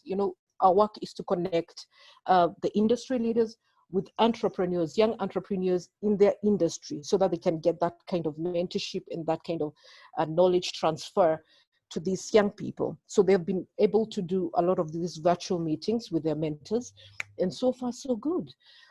Again, we were fortunate that a lot of colleges and universities also approached us so that they can provide training for these young entrepreneurs. And we are targeting young people between the ages of 19 who are running their businesses to the ages of 35 who are running successful business. The universities have been able to, again, thank you to these virtual meetings, to be able to continue with the trainings like we had laid out last year. So before COVID-19 happened, we had planned to launch our 254 e-hub, that is 254 entrepreneurs hub in Kenya, where we bring them together and we provide, we provide training in different areas, like in marketing, in financial management, in customer relationship management, in PR, in media management as well. But now that has not happened, of course, given the fact that now it's all about social distancing and you say health first. So we were also fortunate that last year we got an invitation from State House in Uganda, because the president on the other side, he was very excited to see what we had done in Kenya. And so he asked us to tailor a product for young people in Uganda. So again, before COVID-19 happened, we were to launch a product called the 256. That is, again, their country code, 256, Adopt a Startup Presidential Campaign. This campaign is where, again, we were urging and really asking the industry experts in Uganda to actually adopt a startup to support them in raising funds and capital for their businesses. So as you can see, right now our focus is in Kenya and in Uganda. And again, thanks to technology, that has not ceased. We are still talking to our stakeholders in Uganda and still trying to see how we can survive post this pandemic that we're facing globally. I think when it comes to leadership, I want to touch on that. I'm very big on mentorship, and I believe we can thrive in business if we have mentors. And I've really been keeping in touch with our captains of industries in Kenya to try and see how they can adopt as well entrepreneurs in their sectors and help them scale up. So that is much about my presentation today. Well, and trying to keep in time. Well, unless you have maybe questions for me or anyone, I'll be very happy to, to answer them. Wow. Thank you so much, Lois. Amazing sharing. I think you are doing such an amazing work. In fact, we were talking about doing a similar program. I'm collaborating with Dr. Ayla as well. We are talking about mentoring and coaching the SME sector in July, and regular entrepreneur workshops, and then assigning coaches and mentors to these businesses to grow their businesses. And it's so amazing you are talking along the line, and it will be really nice to bring you on board to share what you have done, and then see how we can actually, these entrepreneurs can have a collaboration, talk to each other, what they have done, the industries in Asia is working and how industries in Africa is working, that would be an amazing collaboration. I think that is something we can do in the future. Thank you so much for your sharing. Amazing work you're doing. Thank you, Lori, for your sharing. So we will move on to the next speaker. I was told Dr. Aisha will not be speaking at this time. And we have Amira. Do we have Amira here? I don't see Amira. Okay. And the next speaker will be Sam McCall. Do we have Sam McCall? Okay, we don't have. Okay, yeah, Sam McCall, author. I think it's a little too late for Australia now. Okay, so I think that's about all the speakers we have covered for today. Do we have anyone that have not spoken today? I guess no. Okay, so we have a few individuals who are attending this conference. I would like to invite you to speak for 1 minute. Share about yourself. What do you do, and what you're championing? Where are you from? So just share with us for 1 minute on your journey with us. First person, I have Megan. Do I have Megan here? Yeah, Megan is there.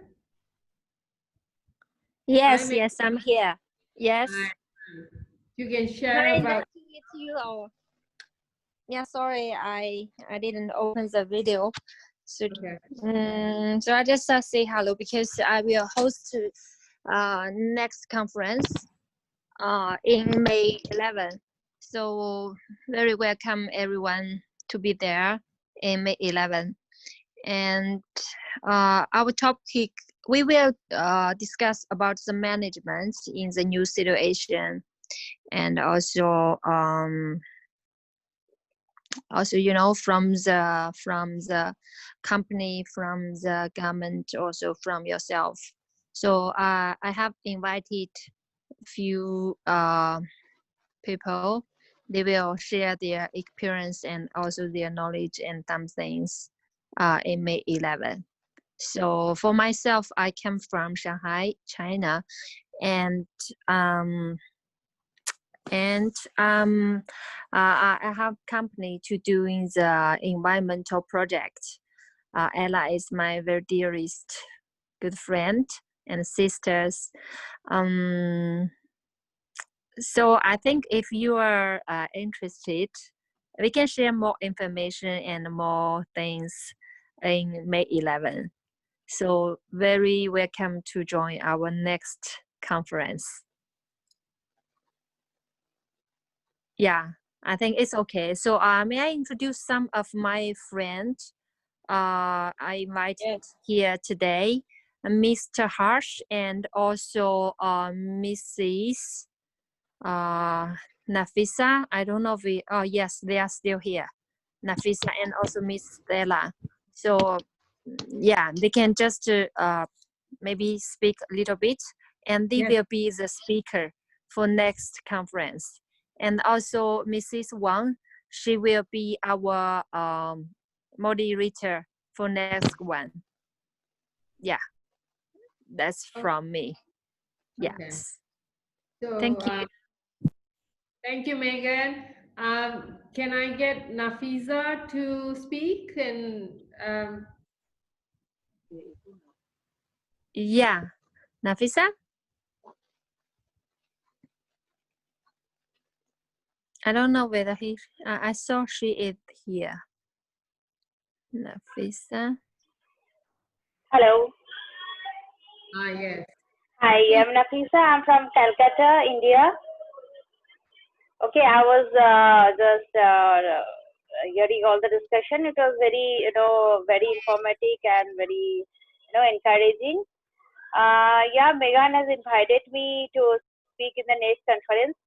So yes, I will love to bring some points over there. And today I really enjoyed your conversation.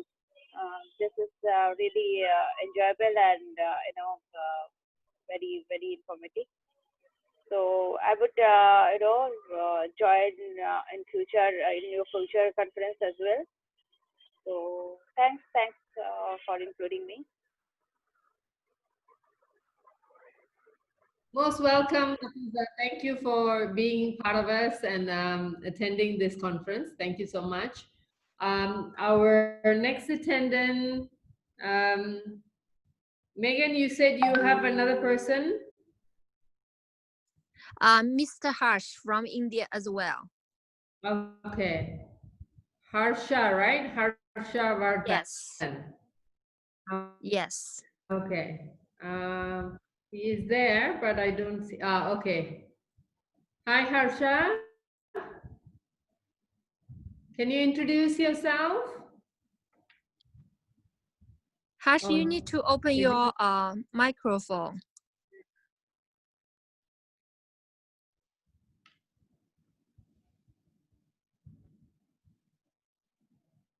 Hello.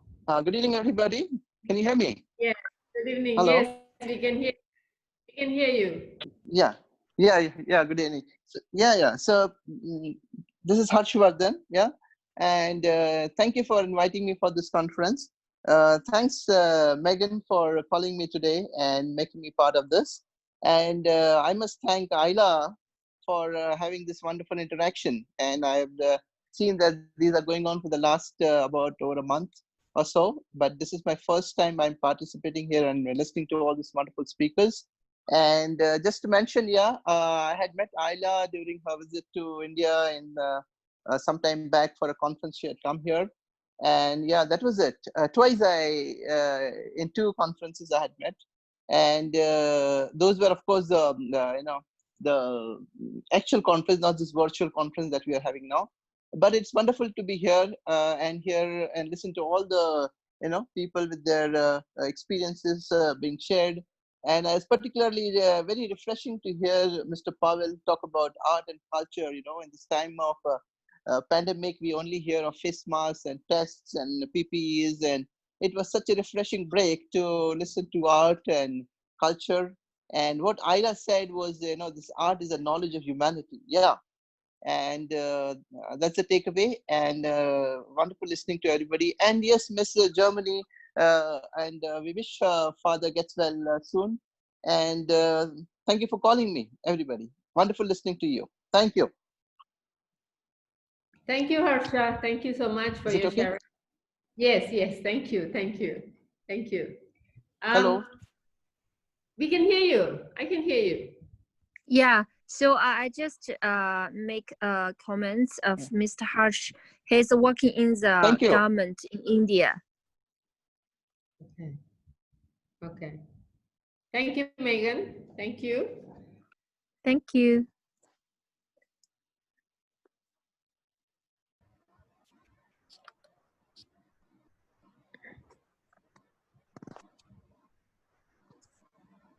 Shall we go to the next attendance now? From Africa, Mrs. Caroline, Mrs. Alice. Could you introduce yourself?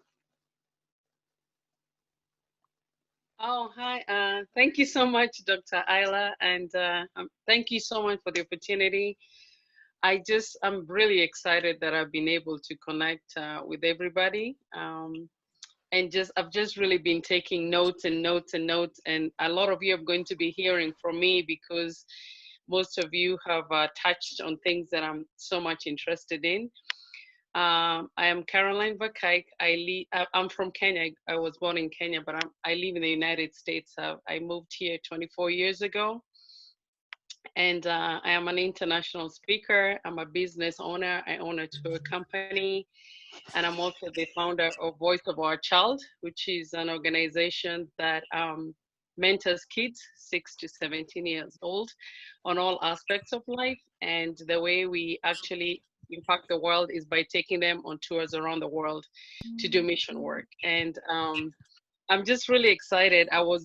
I had, especially working with the Mrs. World and the Mrs. America as a contestant coordinator, and to see my girls get on here and speak and just blow everybody's mind. Women have become like my sisters, and it's like I mentor them every day, and I'm just so amazed at some of the things that they can come up here and contribute. And I think the digital marketing is a really wonderful thing, and the trust factor that we can all get on Zoom and trust that what we're speaking is of importance to the other people, and people don't use it, you know, in a bad way. We have a lot of scam artists who can come on here, but to see everybody here who has a mutual interest to grow, it's really great, and it's amazing how we are all adapting to technology, which is a new thing maybe to most people, but it's really great. And for myself as an international speaker, I think that even with the COVID lockdown, technology has helped me to still be able to be a speaker. And with my coaching and the counseling that I do, I'm still really able to do the Zoom. And I've actually realized that people are opening more to me as a counselor through Zoom than when they're sitting in front of me. So that has really been to my advantage. When it comes to me with the modeling, I don't know how that can work out with Zoom, so we haven't really figured out that. But it's a good break, you know, for some of us just to be able to be home and not do that. But I'm just really excited to see all of you. I think as much as I travel every year, I think I have traveled to more countries now through IRA of organizing these Zoom calls than I personally would have gone and, you know, getting on a plane and traveling to the countries. So I am really, but I would love to still come visit your countries. One of the countries that I visited and really loved was Sochi, Russia. And when the guy was talking about you guys going there and love it, it's amazing. It's a beautiful, really wonderful country. I've been to India, I've been to Mauritius, I've been to Malaysia, I've been to Vietnam. So I've been to most of the countries that you guys are presenting. And I really just appreciate all of you and how we're all adapting to technology. And Dr. Ayla, thank you so much for bringing the world together, because that's actually what you're doing. You're acting as the president of the world and really encouraging us and lifting us up to promote ourselves. You're amazing. You are Really? you don't know what you're doing, but you're I doing hope so. really good. Yes, you are. And I want a can't wait to president see the all moon, not the earth. Yes. And yes, I would love, yes, so I would love to visit your countries. I would like us to promote the mental health awareness in all teenagers in your countries, and probably start the Voice of Our Child in all your countries, and maybe bring the Mrs. World ladies to your country to host the Mrs. World. One of the jobs I do is I'm one of their chief negotiators in different countries, where I have traveled and spoken with prime ministers. And one of the countries I went to was Chechnya, and the president of Chechnya proposed to me. So it's it's just one of the crazy things that happens in my travel. But I would love to see us bring the Mrs. World ladies to your country. So that would be really amazing. Thank you so much, Ira. You're doing great work. Caroline, don't tell the secret in Willen. Okay, we go to Miss Alice Kamunge, the president of Africa World Women Leading Team. On the floor to you. Hello, hello everyone.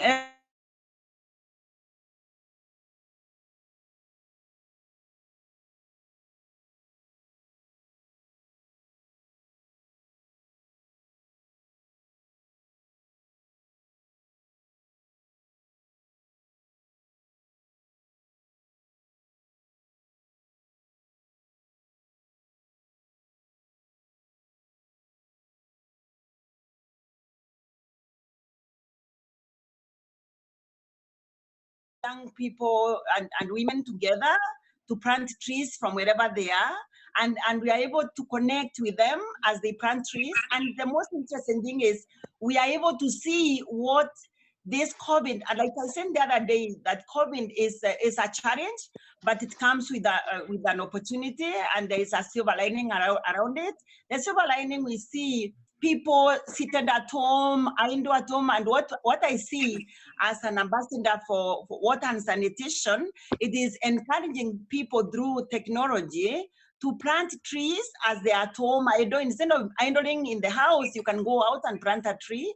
And right now, I'm asking the whole world, people of the world, this is the moment for us to clean our nature, our world, our earth, Mother Earth, because it's very important for us. Take a moment to plant a tree. Take a moment to pick something, don't let the garbage and the bottles and plastics go to the ocean. Pick them now that you're at home and take care of them, and the Mother Nature will be very grateful to you. Let us take this moment you're at home to do something for Mother Nature, because trust me, it is the best thing to do. By the time the COVID is over, Mother Nature will be very, very clean, and we are going to breathe fresh air, and we are going to live again. And maybe this is the moment God is giving us another time to live again. Thank you so much, Ayla. Thank you so much, the team. Welcome to Africa. So I think we have another Mrs. World, or from Taiwan, Alison Fang, yes? And Miss Stella Lim. Hi everyone, I'm Stella here. Good evening here, because sorry I off my video because my hand is injured. I need to wear the some specials make, you know. So that's why it's not so nice to expose to everyone to look at me right now. It's very good to listen to all the speakers. It's wonderful. Myself is WWLC represent Malaysia. So thank you, Dr. Ayla, having me for this wonderful group, woman group, and now it's become world leading change. Thank you so much, Dr. Ayla. You changed the world and you changed us. And the first one you changed is you changed me. You know, able to speak to everyone here, and I hope that I will see every one of you in 11th of May. We are going to host another conference together with Megan. Thank you so much. See you. Can you hear me? Thank you. Yes. Me? Alison? Hi everyone, how are you guys doing? I first have to thank Caroline for inviting me to join our world community. It's my pleasure to be part of it, and I've been working very hard to help people in New York and in Asia to fight against the COVID-19. And I've been working in the fashion industry for over 20 years. And at this time, my industry, it's very tough because fashion is not an essential industry. So it's very hard for everyone to survive. But it's what I always been telling people that I've been mentoring young professionals since 2006, and I've been telling people that we should. It's very important that we open up ourselves in supporting the whole system, no matter which part you're in. But it's very important that every single person is a key of the business, and we have to value our ability and support.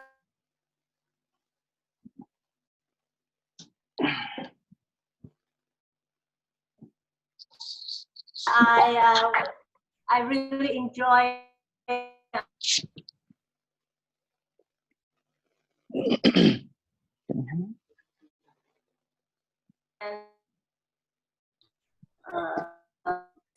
Okay. So today is a very special day because there is a public announcement to support that in Malin's technology center. Yes. support each other. And Yes. And So I always share my resources and my connections to the people in need. And I think that's for us, this is world that we have to do this to our friend and everyone in this world. Thank you, everyone. Thank you, Alison. So I have a little announcement I want to make actually today to support Datin Malin's technology center. I have the group here. It is a fund that ready to invest to help people in the global scale. It's actually this fund have helped my company to survive the pandemic, you know. So for a lot of you, this conference is actually started very I had a video conferencing that I built with my partner, and then it's actually I wanted to do the trial, and then it happens that I don't want to do just any trial, so I make the trial, and then I decided to move on with the trial because I found even bigger things than the video conference itself. I found the new world through this conference. You know, I like to travel. It's my passion. So I work only 20 days. 10 days I travel, but I travel for visiting art and also to speak worldwide. So this new world is being able to connect me to the world. I closed 6 business, but I have met in 27 days 5,640 people, and all this conference it will be documented, and then we will present it as a book to United Nations. We planned to do that on 24th of September in Assembly Hall in New York. I actually have spoken to Antonio Guterres. So it is very interesting. I've been collecting many beautiful, positive and encouragement from many people. And some people say, thank you, Dr. Ayla. It's amazing to have this conference. But I think thanks to all of you, we are the new world. So each of you are actually a part of it. And today I just have a very little announcement that a big fund that is my client actually that have at the moment around $7 billion and raising on top of almost to $100 billion and raising for infrastructure. They wanted to go into two new variant, which is technology and health. So on the floor, I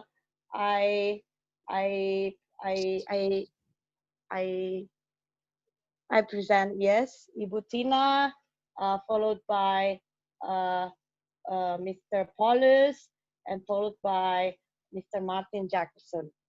The floor is yours.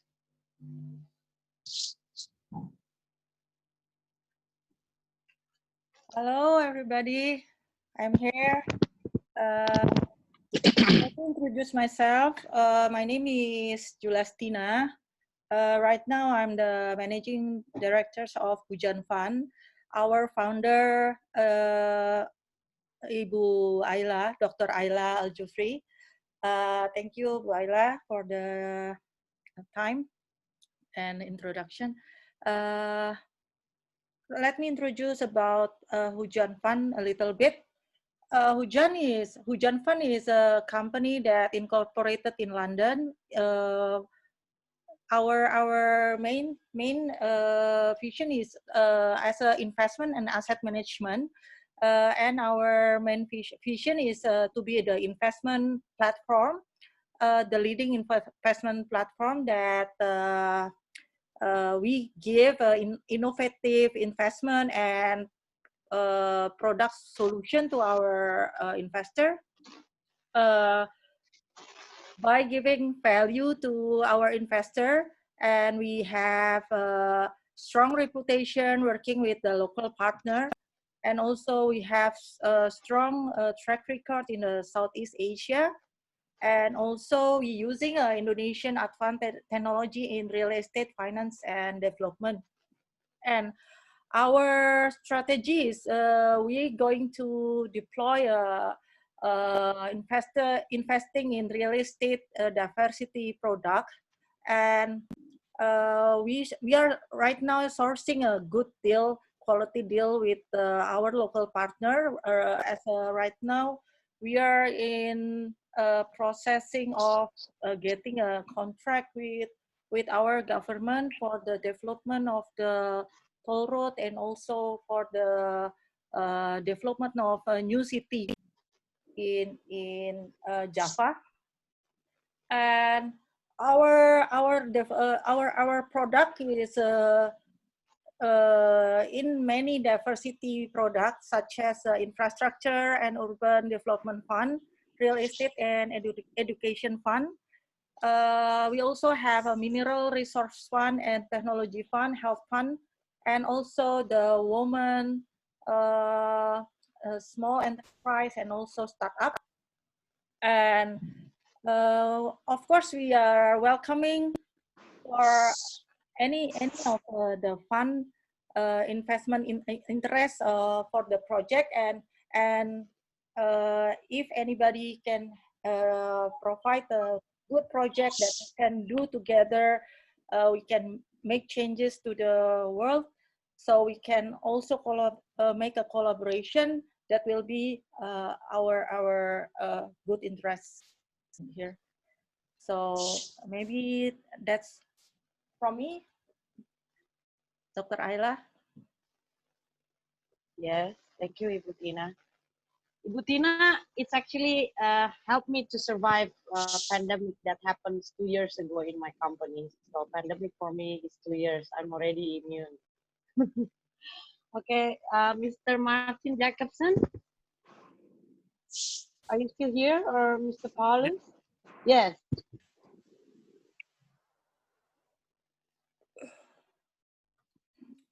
Yes. Hello, everyone. Thank you so much for letting me join such a brilliant conference. Very inspiring to hear people from all over the world. I feel working now, starting to work with Ayla on the tech side of Hujan. I'm also, my background is I'm a software guy. Started programming when I was 9 years old. I'm a scientist in nanotechnology and biotech. I'm also currently leading a company I've founded called Supertech, a communication platform that works with and without internet. So there is 2.7 billion people in the world today that have very low connectivity or lack of internet access. Maybe they don't even have a smartphone, but they need communication. And that's the technology I have developed. So today I'm living in Indonesia and building our platform for communication for Indonesia. And we're also looking into Philippines as a second stage. Is Marcus D still here? Yes. So we're in Indonesia. We're working with communication in the general sense. Yeah. We're also working with smart farming and telemedicine, and now we're also started to work with some of the large communities of Indonesia to support them with communication and information, also for the people that don't have internet access. So it's very inspiring to hear all of the different stories from all over the world today. Right now I am in Sweden, which is quite nice because it's probably one of the few countries in the world with no lockdown. But so it's quite different. But I miss Indonesia at the moment.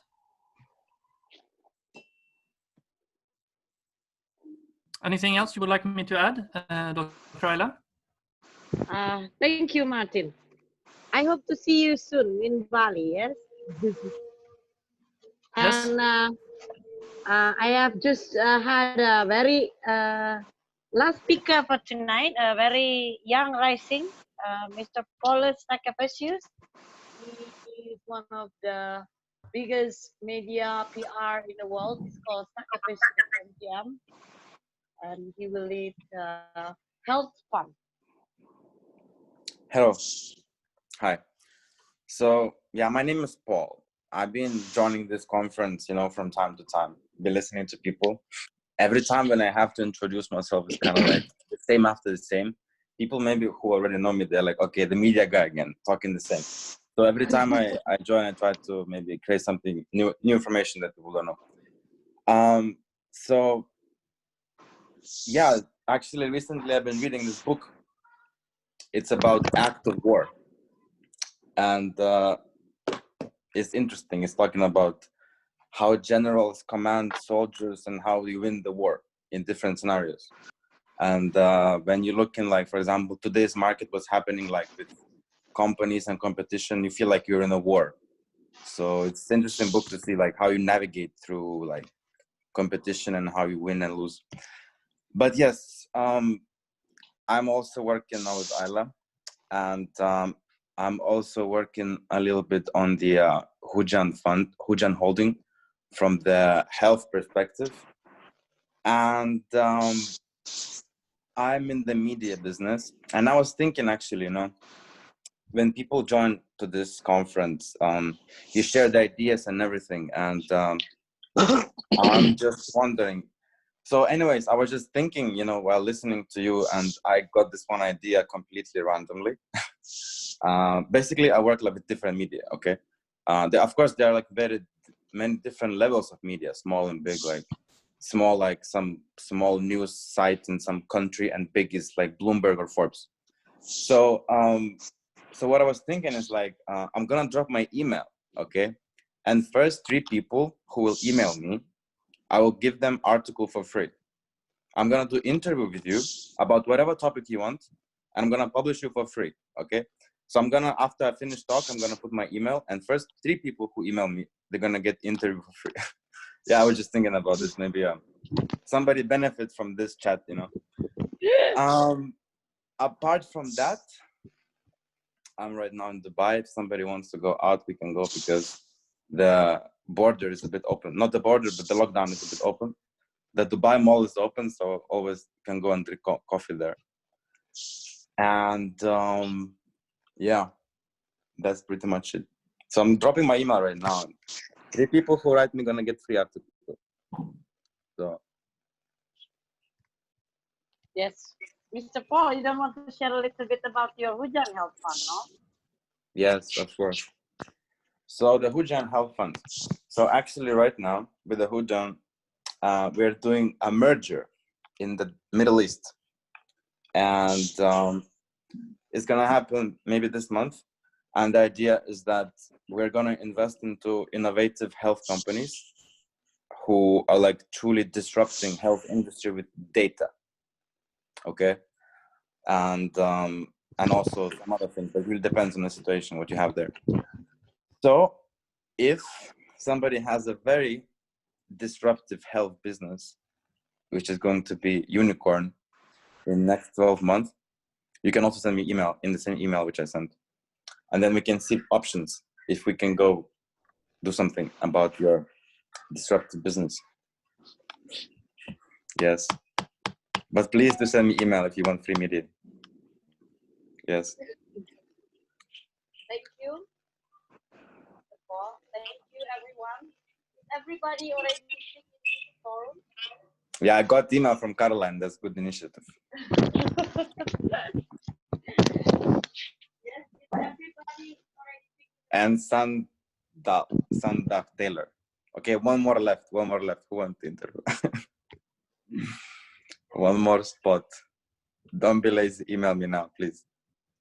Now it's Corona market. Nobody email me, so I'm very bored, At least getting some emails. Besides the advertising. Everybody already have their plan, yeah? So don't forget to, I want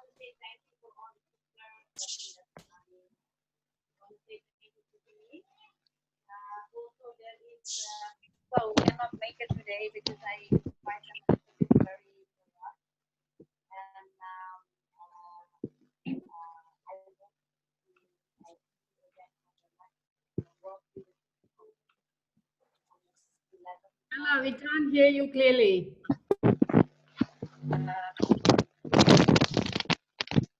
So we actually have this conference every Monday, Thursday, and now we have Saturday and we have Sunday.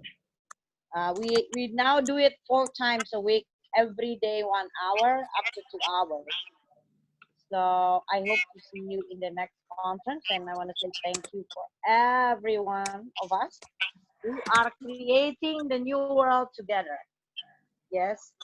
So you could never be successful. You could be successful alone.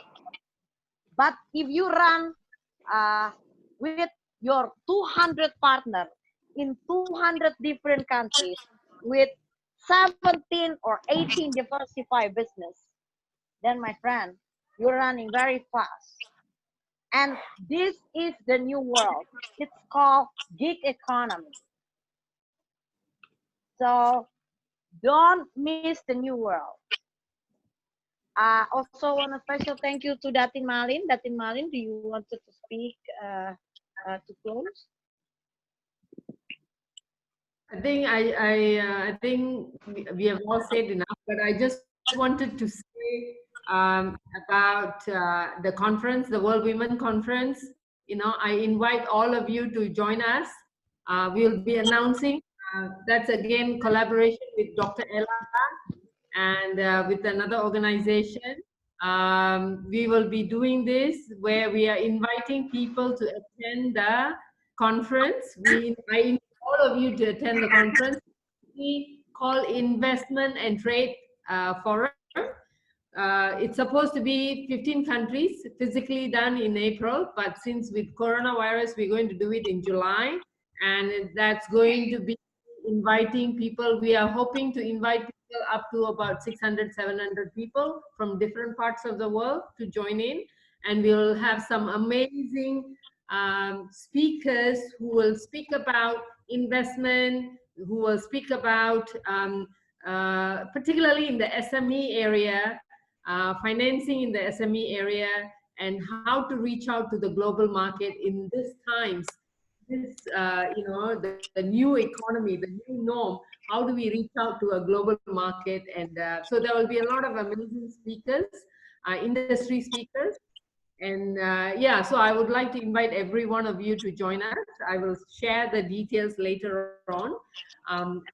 Go along in our common platform. And thank you so much again. I enjoy working with Ella. I think Ella is one of my, she has become my soul sister now. You know, communication, we have a lot of commonalities. We do a lot of things together. I think we think alike. So I really enjoy working with her. You know, we can do amazing things together as a community. Yeah, thank you so much, Ella, for this opportunity. And you know, I feel like I'm part of a big family. Thank you. Thank you, Datin Maliga. And Finit, do you want to close the session? Is Finit still here?